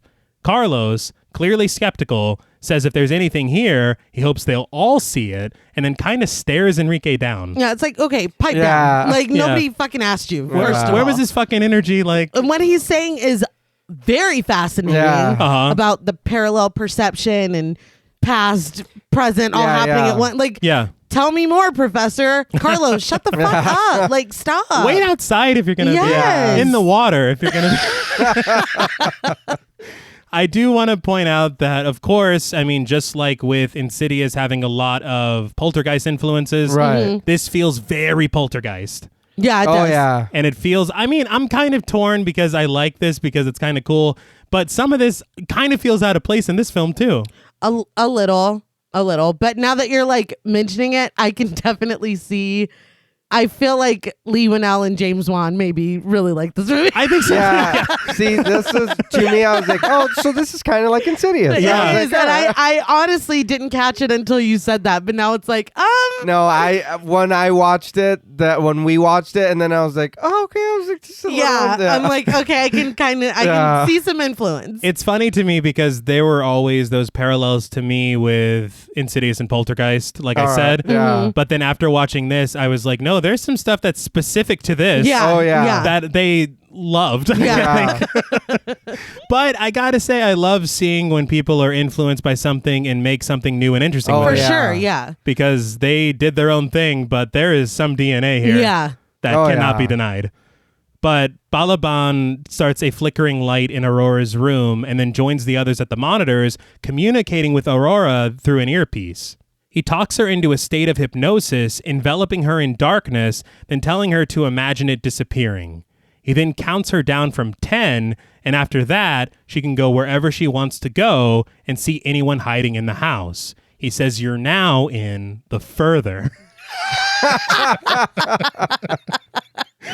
But after he counts down, Aurora opens her eyes and is shivering cold. Balaban asks if she's alone in the room, but she says that she can hear someone. Enrique traces a map as she walks into the hallway. She continues walking through rooms of the house, hearing a voice, but losing it as she continues. Even that is very like Specs. Yeah. Dude, God damn it, dude. I can't unsee it now. He has hooves for feet. But at the monitors, they notice a waveform on one of the devices rising and falling, and we hear a child's voice say, "All alone." Aurora then hears children at the end of the hall, and as they follow her on the monitors, she stops at a closed door. The children behind the door beg for help, crying that they're sick. She asks them to open the door, but they tell her that they want her to open it. She does, and we see her recoil in horror as the music reaches a crescendo and all the children scream. She asks, "What have they done?" Balaban tells her to describe what she sees. She says 5 children, very sick and crying.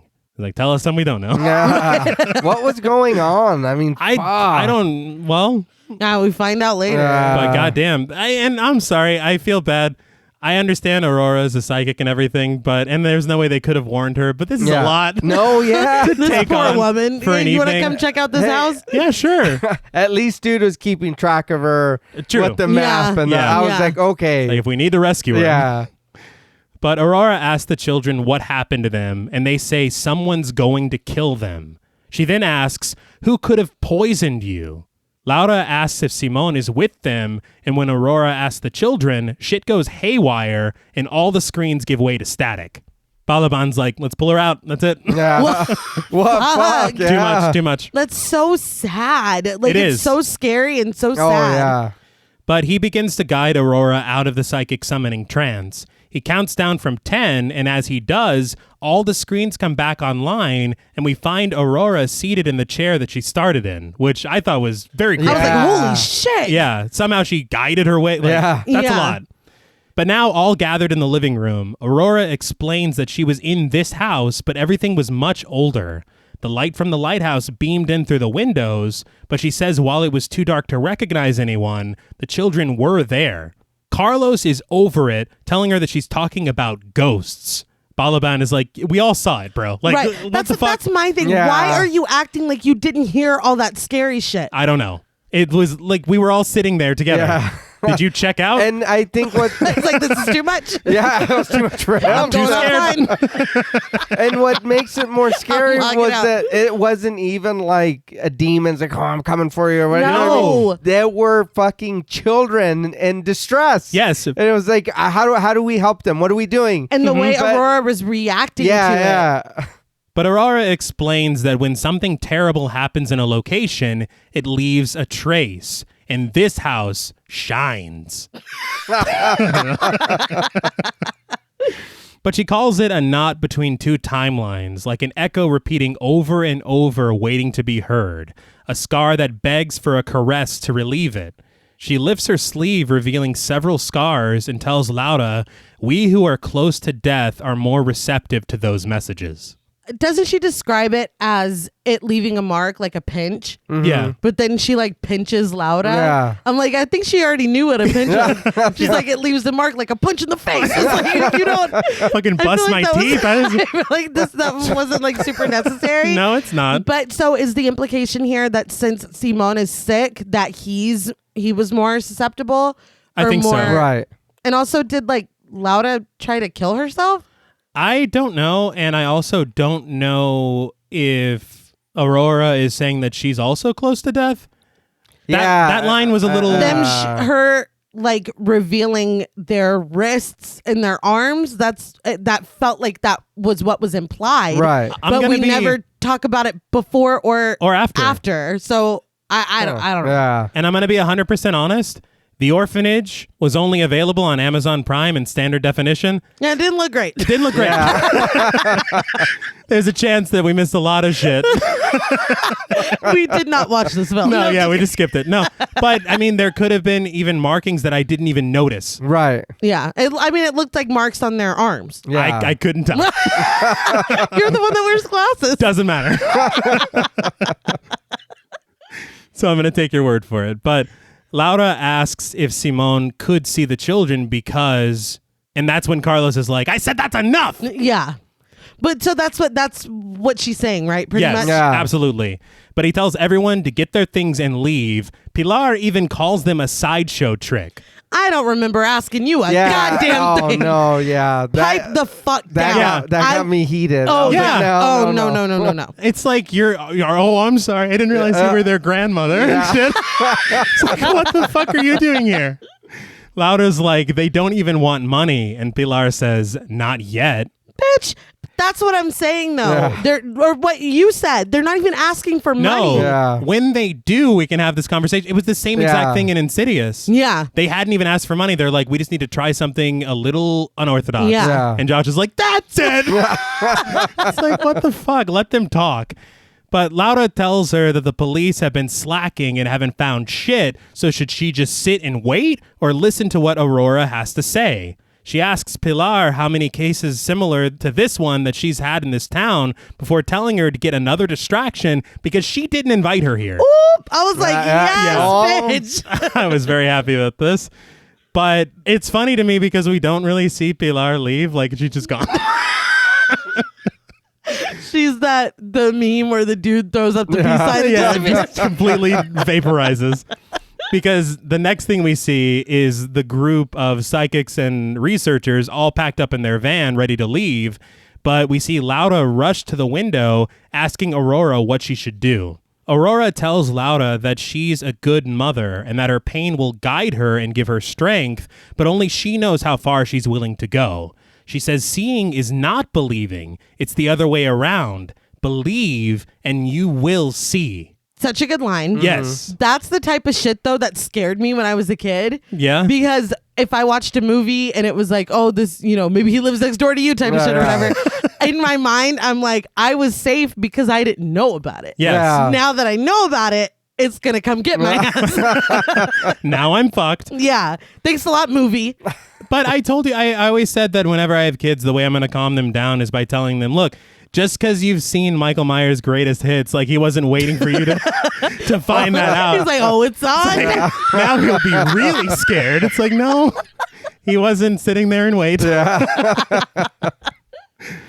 But Laura looks back at where Carlos was standing in the doorframe to see that he's gone.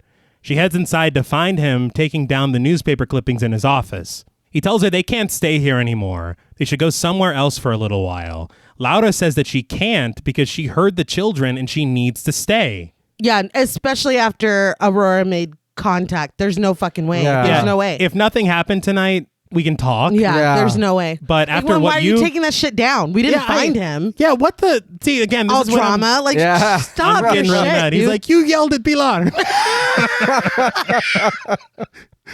We're shutting down the studio. But Carlos says Enrique was just fiddling around with wires up there and the whole thing could have been a setup. Come on, dude. My thing is, Simone already had his homies, his imaginary friends. Yes. You were talking to new kids after we got here. Mm-hmm. Aurora heard some kids. Yes. These are probably the kids that Simone Yeah. was talking to. If nobody alive is helping us, let's try talking to these kids. Yeah. I don't know what is so wrong about Like, what are any you of not that. understanding? Nothing.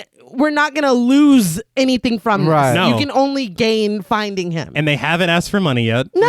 Yeah. At all. That's my sticking point because this is all on the up and up still. It's like, great. Now I've lost my son and my husband. Get the Yeah. fuck out.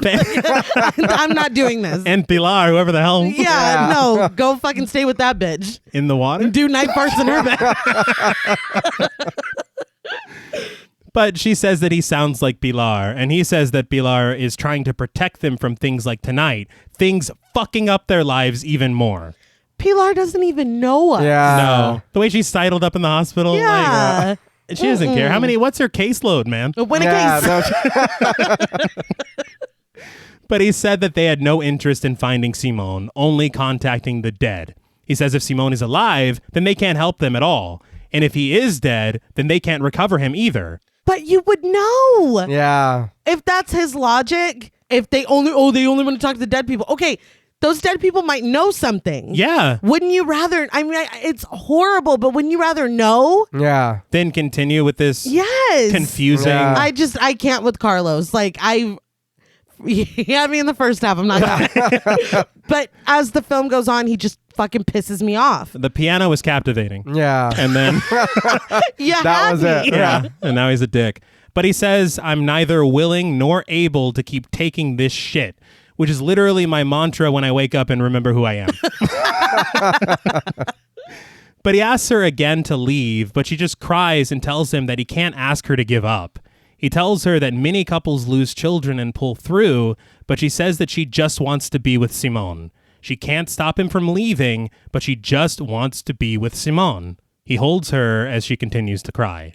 After a beautiful shot of the lighthouse in the morning light, we see Laura seated alone on the steps of the orphanage. She heads back inside, standing in the communal bedroom. She asks, "Where are you?" and tells whoever is listening that she's not afraid. Just then, a window crashes down, shattering glass onto the floor and a seat by the window. I feel like there was a gentler way that you could have told me to look at that. Yeah, where are you? Bang! God God damn. damn. Gotta go DDP with it? But Laura removes the padding to find small wooden planks with the children's names written on them. She moves them aside to find an obviously haunted set of dolls. Yes. Yeah. She retrieves the doll that she found earlier and places it with the others. As soon as she does, she sees something underneath them. She picks it up and sees that it's a photo of her holding Simone standing next to their car and laughing with each other. She asks if they're playing with her, and the house begins to creak. This game started Yeah. a long Yeah, I time know. ago. Yeah, it's like it took you this long Yeah. to fucking... It's like, dude, we've been waiting. Yeah. Outside, we see the merry-go-round squeal to life, moving slightly. So, yes, it is. Yeah. It's time to play. But back inside, Laura flips through a photo album, finding a flower in the place where the photo was taken from. She heads outside to the garden, searching through the bushes to find her embroidery from earlier. She rushes up to her bedroom, searching through the sheets, and finds an ice cream wrapper from Simon's first ever ice cream. She then dumps out his chest, finding an errant doorknob. She rushes through the house trying to find where it's meant to go, and after coming up empty, she rushes out to the storage shed where she found Benina fucking around all those months ago. Mm-hmm. In her search, she finds Benina's brooch resting on the ground in front of several bags of, I think, fertilizer. Sure. Yeah. I looked it up and I found those bags. We can buy them, but I don't know what they are. Let's buy them and find out. I guess we'll just open it and think, oh, wow, sand. Or whatever, I don't know. But she moves the bags to find a small door. Unfortunately, it's locked. Instead of taking no for an answer, she tries to pry it open with a shovel before just kicking a hole in it and looking inside. I mean, that's one way to do it. But after pulling out several bricks, she lights a lantern and crawls inside. She pulls out 4 full sacks, but when she goes for the 5th, it rips as it slides over the door frame. Ash pours out and dust fills the air as she breathes heavily. The camera presses in through the other side of the door at Laura as she begins to dig through the ash. She pulls something out of it, dusting it off to reveal a lower jawbone. Fuck. Yeah. Yeah. What the fuck? Isn't Yeah. this kind of proof, though, that the mediums were right? I would think Yeah. so. And I would think that this would be evidence. I would hope it'd be evidence enough Right. for fucking Carlos to get on board. Yeah. Yeah. But he's kind of a piece of shit. But she drops the jawbone, begging out loud and hoping it isn't Simone. She then empties the other sacks, all of them containing a combination of ash and bone. In one of the sacks is also the shirt embroidered with the name Martin. So these are the children. Yeah. She sits there covered in ash and disbelief. So did she kill these kids or Laura? no? Oh, I was like, no. He's like, it was standard definition. I don't know. Because when she had the shovel, was she coming to try to take them? See, and that's what I Yeah, thought. I thought the same thing. But Okay. it's so fucking ridiculous that she's like, well, since someone's living here, I better Let me move go those get bodies. Let me go get those sacks. Like, god damn. But in the next scene, we see the police on the property sorting through the mess that Laura found. She watches through a window, looking down at Carlos and Pilar having a conversation out front. I feel like Carlos and Pilar are having too many asides. Yeah. Really? Yes, he invites this bitch to the fucking whatever it was seance with Lin Shay. Like nobody.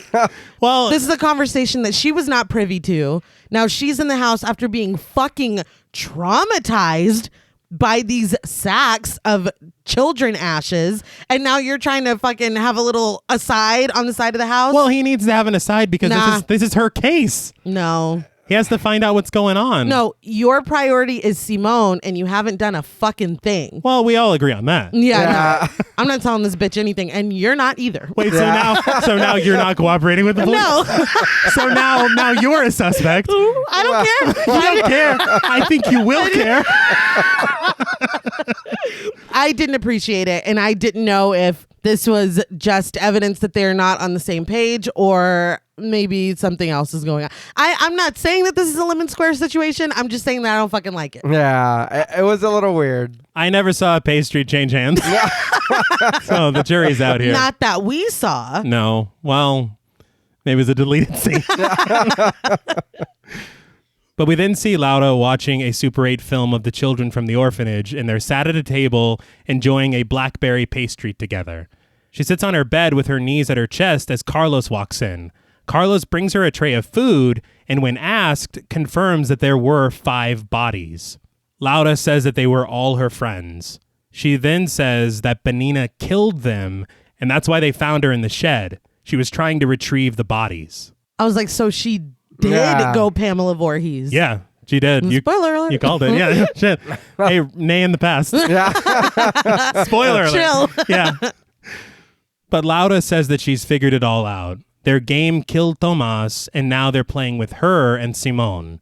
She says Simone's in danger because she doesn't know how to play. You do know how to play. You just played. Yeah. You wouldn't have found their bodies if you didn't play. Yeah. What are you talking about? Laura, girl. I know you're going through a lot, but Yeah, I don't know. you're great at this game. Don't. Yeah, because that Don't doubt scavenger yourself hunt now. was easy as fuck. Seriously.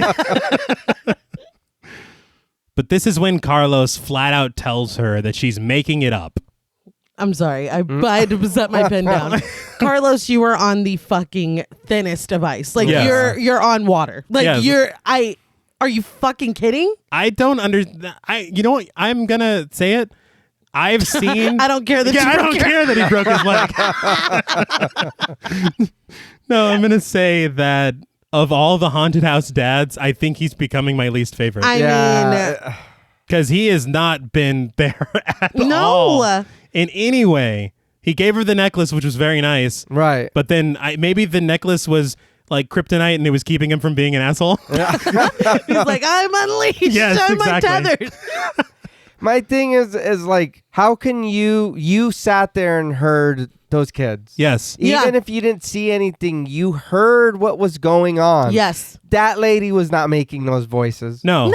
She was clearly having a conversation with them, and you heard the response back. And reacting very strongly to everything that was going on. And I'm sorry, but do we or do we not have 5 bodies on our property? Yeah. Yeah. Like, it's not Like like... she said there were 5 children. Like, come on, dude. I mean, and we have the photograph of the kids. Yeah. We have Benina in the background looking the same. Looking like Benina. So, I mean, fuck.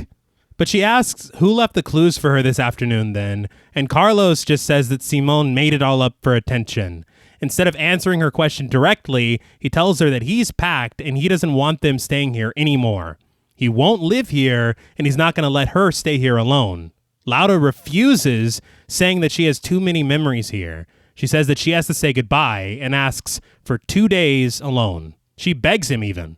We then cut to Laura walking Carlos to his car. She kisses him and he gets inside. He then rolls down the window to look at her one last time before driving away. Laura looks back at the house before heading inside. Just stay for 2 days then. It's 2 days. Yeah, just stay with her for 2 days. Granted, she did say alone. No, I okay, I'll leave you the fuck alone. But I'm not going to But I'm going to be here. Yeah. I feel like at least they left things semi-decently. I just, you really fucking dropped the ball, Carlos. Like, you done goofed. I don't know what else to say. But in something of a montage, we see that it's out with the new and in with the old as Laura replaces all of the furniture and decor, remodeling the house to look just as it was when it was an orphanage. This bitch is putting in work. Yeah, I'd have been like, Carlos, Carlos, wait, before you leave, can you set up these beds? That's the last thing I need from you. But she also brings back the creepy-ass scarecrow, which... Your favorite. Might have been too far, I think. But we get an odd transition of lightning in the night sky before we're immediately taken to the next morning. I guess they're like, this is day 2. Yeah. Remember? She only asked for 2. That's it. Yeah. But we watch as Laura dresses herself similarly to what she wore as a child in the orphanage, still wearing the medal that Carlos gave her. She pops a few pills, flashing back on earlier in the day when she was apparently picking a basket full of blackberries. Yeah. Mm-hmm. I thought it was odd to do it like that. You could have just shown her picking the blackberry. Yeah. I don't know. But she heads outside with that random doorknob and rings a bell by the front door. The camera pans across empty rooms inside the house, and we see Laura waiting alone at the dining room table. In each chair sits one of the dolls, and the table is filled with drinks and a variety of pastries. She's been very busy. Yeah, I was like, she baked all that? I was mean, like, fuck. Can I haunt this house? Right? I think it's here that there's like violin playing, and it is beautiful. It is. Just throughout. Yeah. So good. But she quietly says a prayer, but when she opens her eyes, she's still alone. Fed up and realizing that she's running out of time, she screams, "What do you want from me?" It finally hits her. They want to play, so she proposes a deal. They can play for a while, but then they have to tell her where Simone is. She heads to a room where, in the dark, she begins the old childhood game, 1, 2, 3, knock on the wall. After a couple of attempts, she grows frustrated, and in tears, she begins to knock again, but hears movement behind her.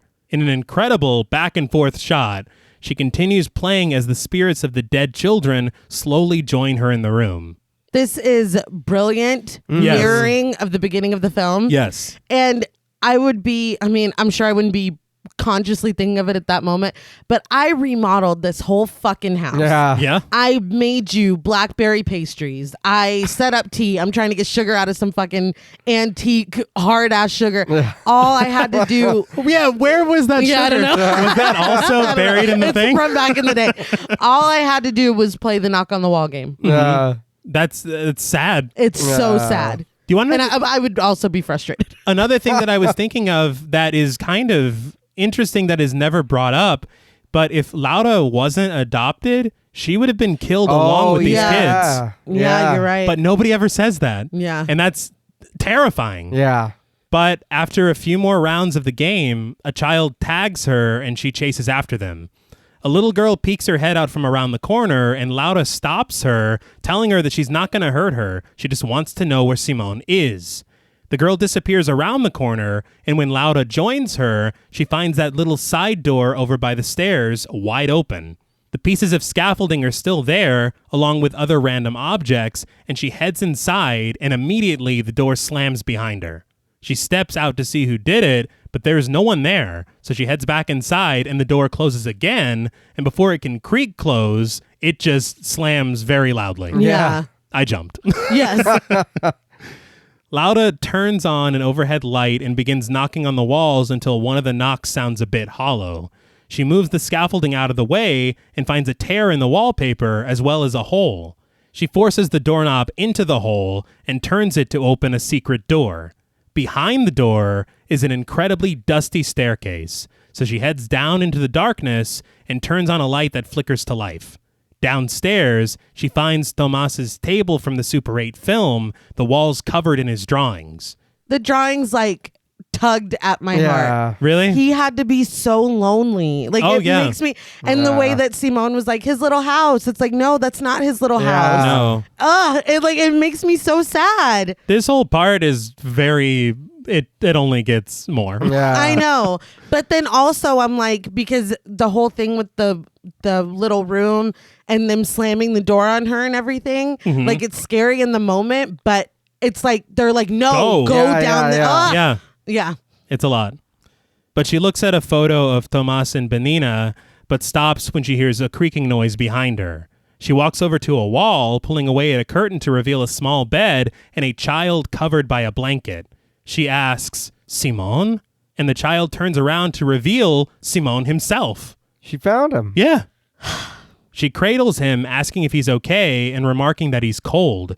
She tells him that she's going to get him out of here, but they're interrupted by noises of movement and children's laughter upstairs. It's you better not be eating my pastry. Yeah. Right. Some of that was for me.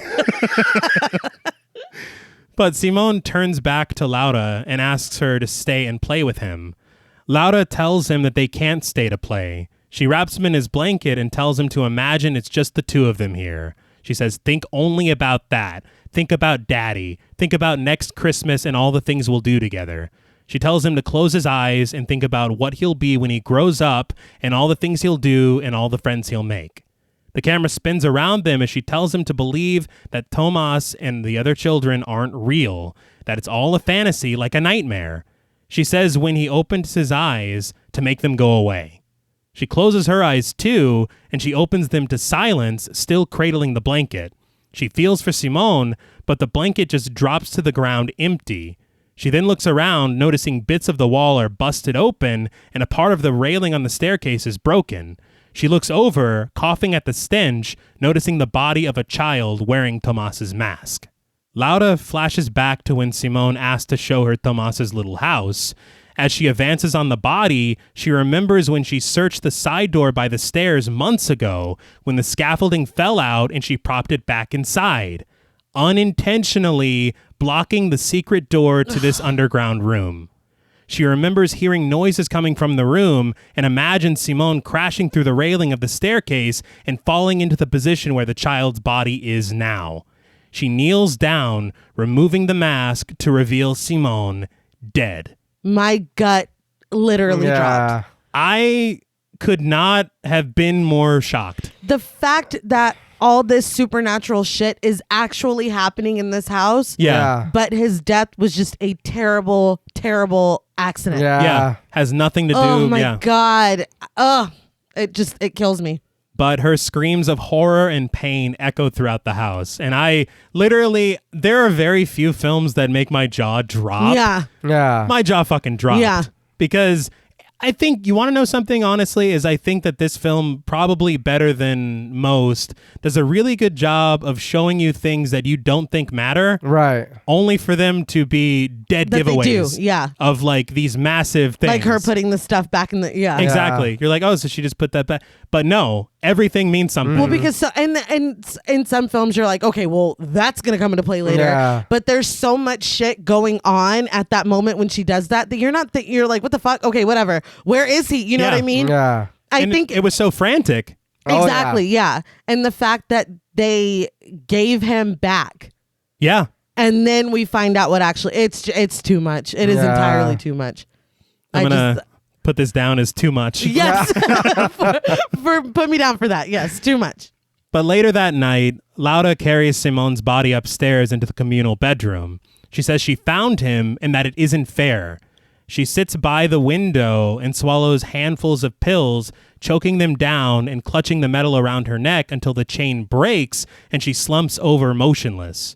And we see Simone's little face. Yes. Yeah. It's like they don't even shield us from, I feel like in a lot of movies she would have taken the mask off and then we would see her screaming. It's like, no, this is him. Yeah. And he's gone. I mean, it's, it's too much. You waited too long to play. Well, I mean, she didn't know. I know, didn't but know. I mean, he told her, look, this is what we got to do. Yeah. And she got that first clue. You should have just kept... He was already gone, I think, when they were trying to play the game. I think.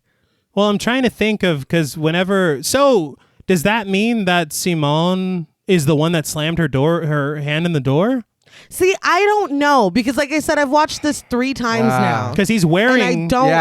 Yeah, I don't see why it would have been Tomas to do that. Yeah. I think maybe he was angry at her because she fucking slapped him. Yeah. And he pushed her and was like, let's play. Like he had the key. Yeah. He's like, I didn't mean to mangle your finger, And but... then, and then he ran down there and she couldn't find him. I think that's what happened. Yeah. Because she didn't know that room existed. Right. Exactly.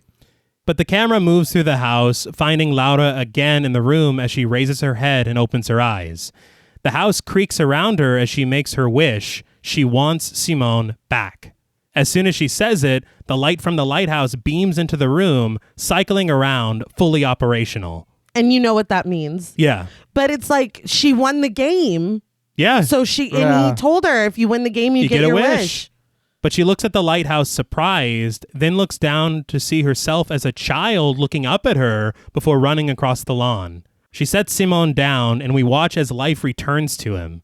She looks down, and he asks her if he can wake up. She kisses him and says, of course he can. He tells her that he found the secret coins, and he's ready to make a wish. He wishes she'd stay and look after all of them. They turn to see the children from the orphanage sitting up in their beds. The bedroom door opens, and Tomas, not wearing his mask, walks in, joining hands with Alicia, and they slowly approach Laura and Simone. Alicia touches Laura's face and recognizes her as their childhood friend. The music swells as Rita, Martin, and Guillermo join them, Guillermo saying that Laura has grown old like Wendy in the story. Victor is initially hesitant to join them, but Laura tells him not to be afraid. Simone smiles and once again gives Laura the ingredients of a story. The house, the beach, the lost children. She begins, once upon a time, and tells the children a story as the camera pulls back and they sit around her, the lighthouse circling in the background and Simone in her arms. All the callbacks here. Yes. The lighthouse, her seeing herself in that parallel, shit what was that guy's name? Eduardo? Enrique was talking about him doing the story game. Can I wake up? Can I wake up? It's just bam, bam, bam. Like you're just hit with it back to back to back. I like the first time when we watched this together, like, because we were like, we're going to watch it without taking notes. And then we watched it separately to take our notes. I was crying from when she found him to the credits. Just the whole thing. When I watched it. Oh, and Peter Pan. Yes. Yeah. Yeah. When I watched it again to take my notes, I was okay because again, I know it's coming. It's like, prepare yourself. When Alicia touches her face and she's like, it's Laura. Yeah. I'm fucking done. I can't. It's just too much because this is what she wanted moving back here. Yeah. Oh, So yeah. it's like, And she said 5 to 6 kids. yes, Yeah. it's Everything. so devastating, but like also hopeful and like beautiful. I don't know how it's accomplishing all of it, but it gets me. It just tears me up. Like I can't deal with it. And as sad as it is, the music does sell it as a hopeful moment. Yeah. Yes, that's what it's like. This is the saddest shit I've ever seen in my life, but also like I'm getting warm and fuzzies. I don't like. I can't explain it, but that's what's happening. I don't know.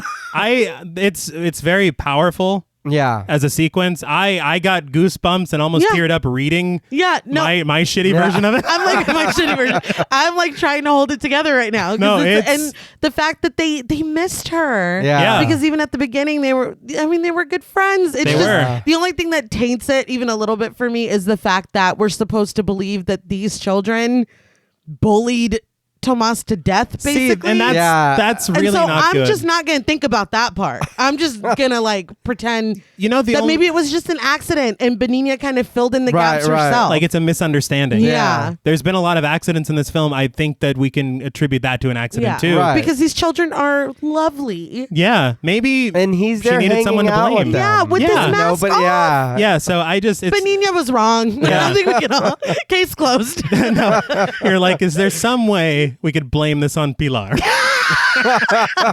and Carlos? I say yes. All right. I say absolutely. It was all their fault. Wasn't Pilar the one that showed her the slides and everything or the videos? She did. Yeah, she fucking made that shit up, dude. That bitch. God damn.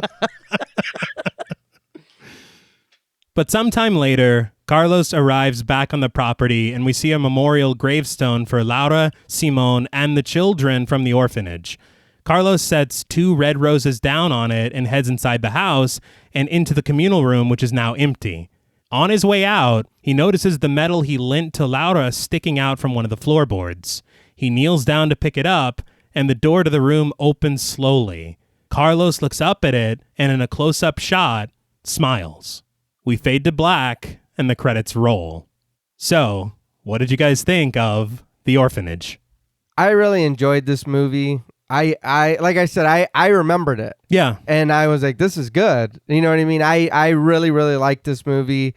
The ending was a little confusing. You lost your wife and your son, so what are you smiling at? I mean, because that was his medallion or whatever. Well, I think it's because the only way he was supposed to get that back is if she found him. Yeah. Okay, but now they're together.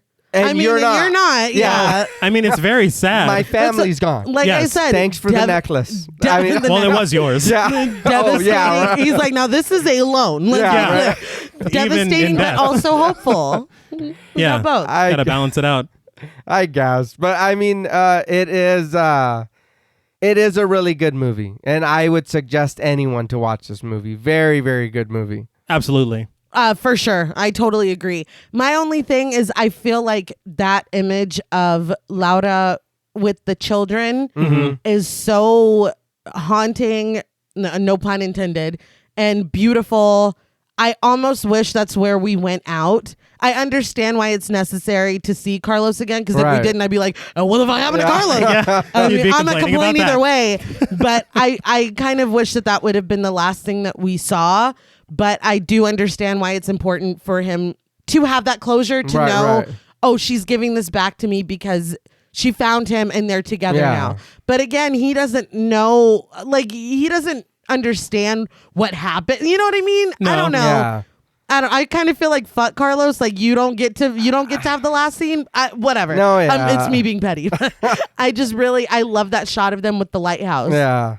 Would you have rather maybe the camera go past him out the window and they're playing Knock on the Wall? Yes. And it starts yes. where I don't know. That sounds I guess you would really love that. That's so strongly. Yes. My answer is yes. Also, Nay's into it. No, I get what you're saying. I get what you're saying, but it's nitpicky, and it's not a negative for the film. I think it's just how beautiful that shot was. No, it's amazing, and with the lighthouse being operational, Yes. all the kids together. I mean, it's beautiful.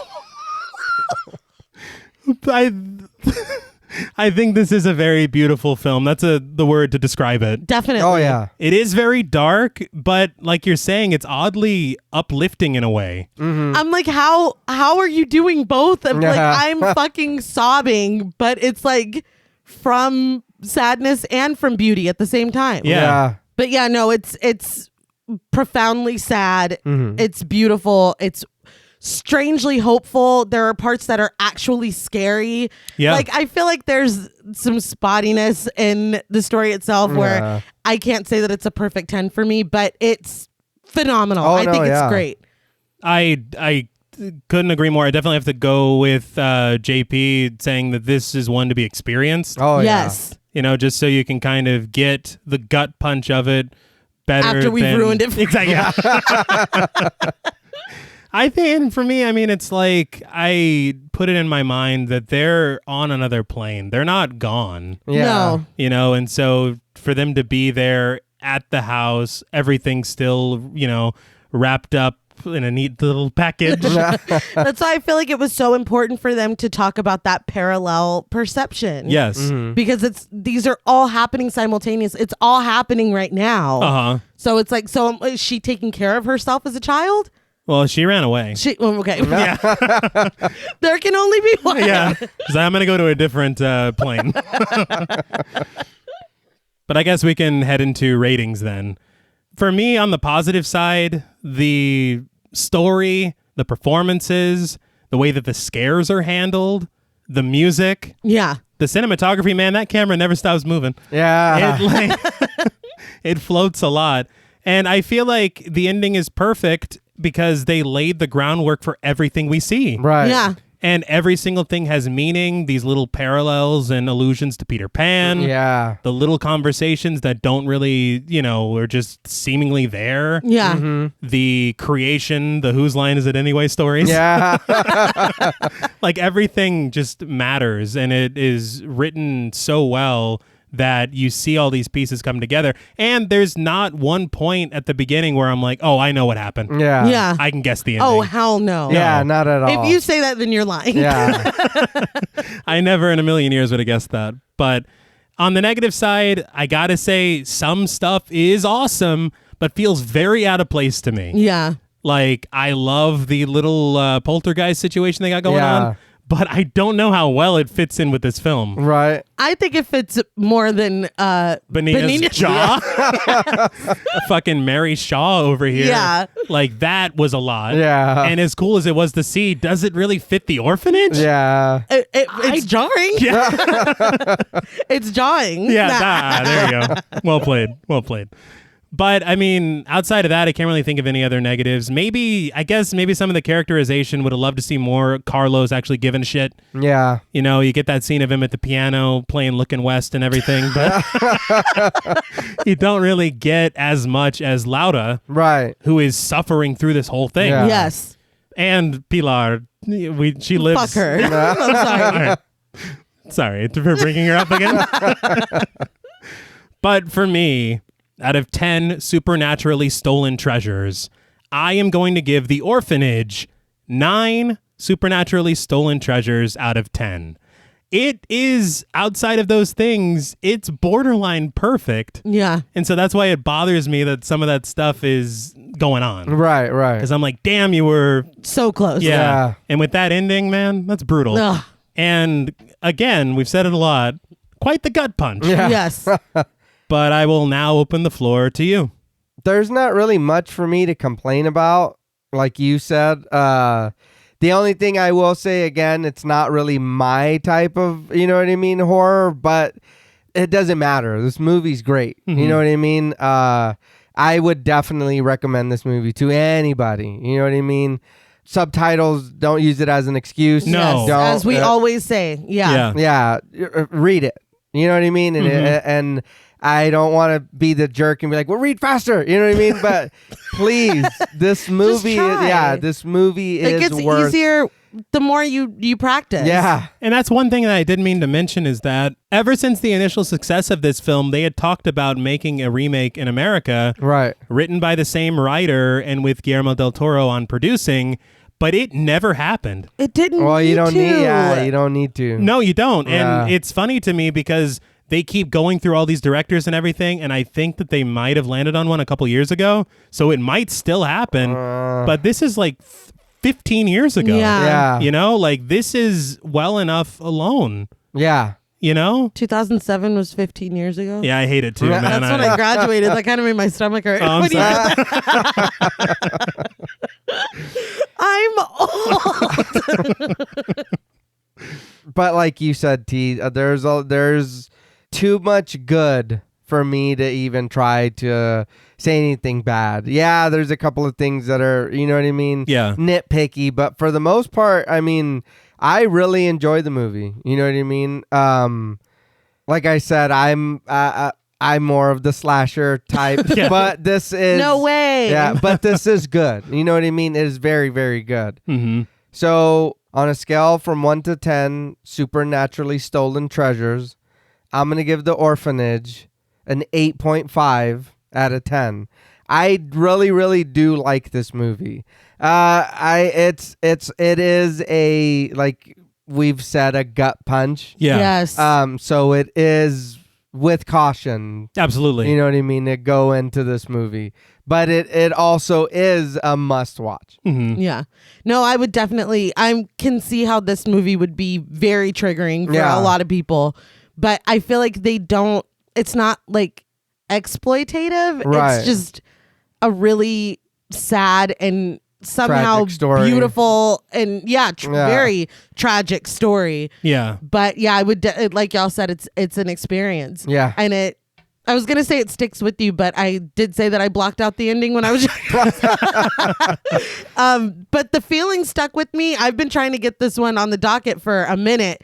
Yeah. And when I watched it, I was like, fuck, this might be too sad. Like, Like, I'm this glad is a I'm not lot. leading Yeah. this one. Sorry, T.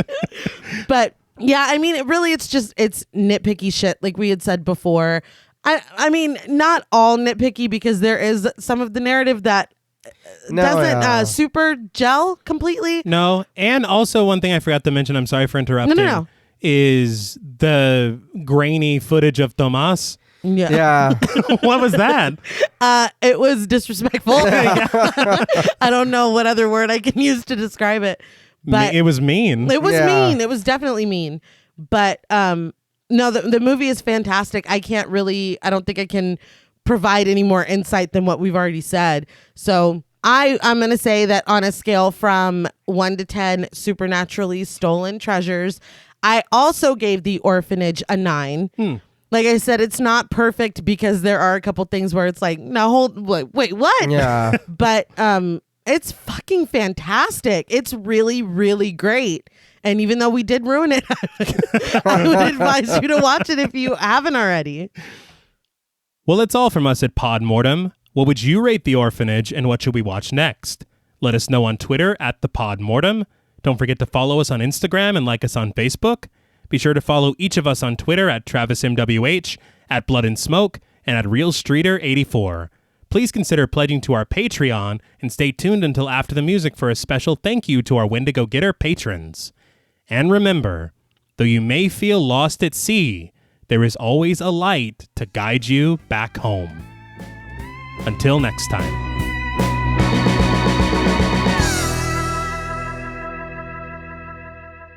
Thank you for staying tuned. We want to give a very special shout out to all of our Wendigo Getter patrons. Woo! Yeah. Yeah. I mean, yas. You exploded with it, dude. I don't know what that was. You really liked my ending. I really meant it.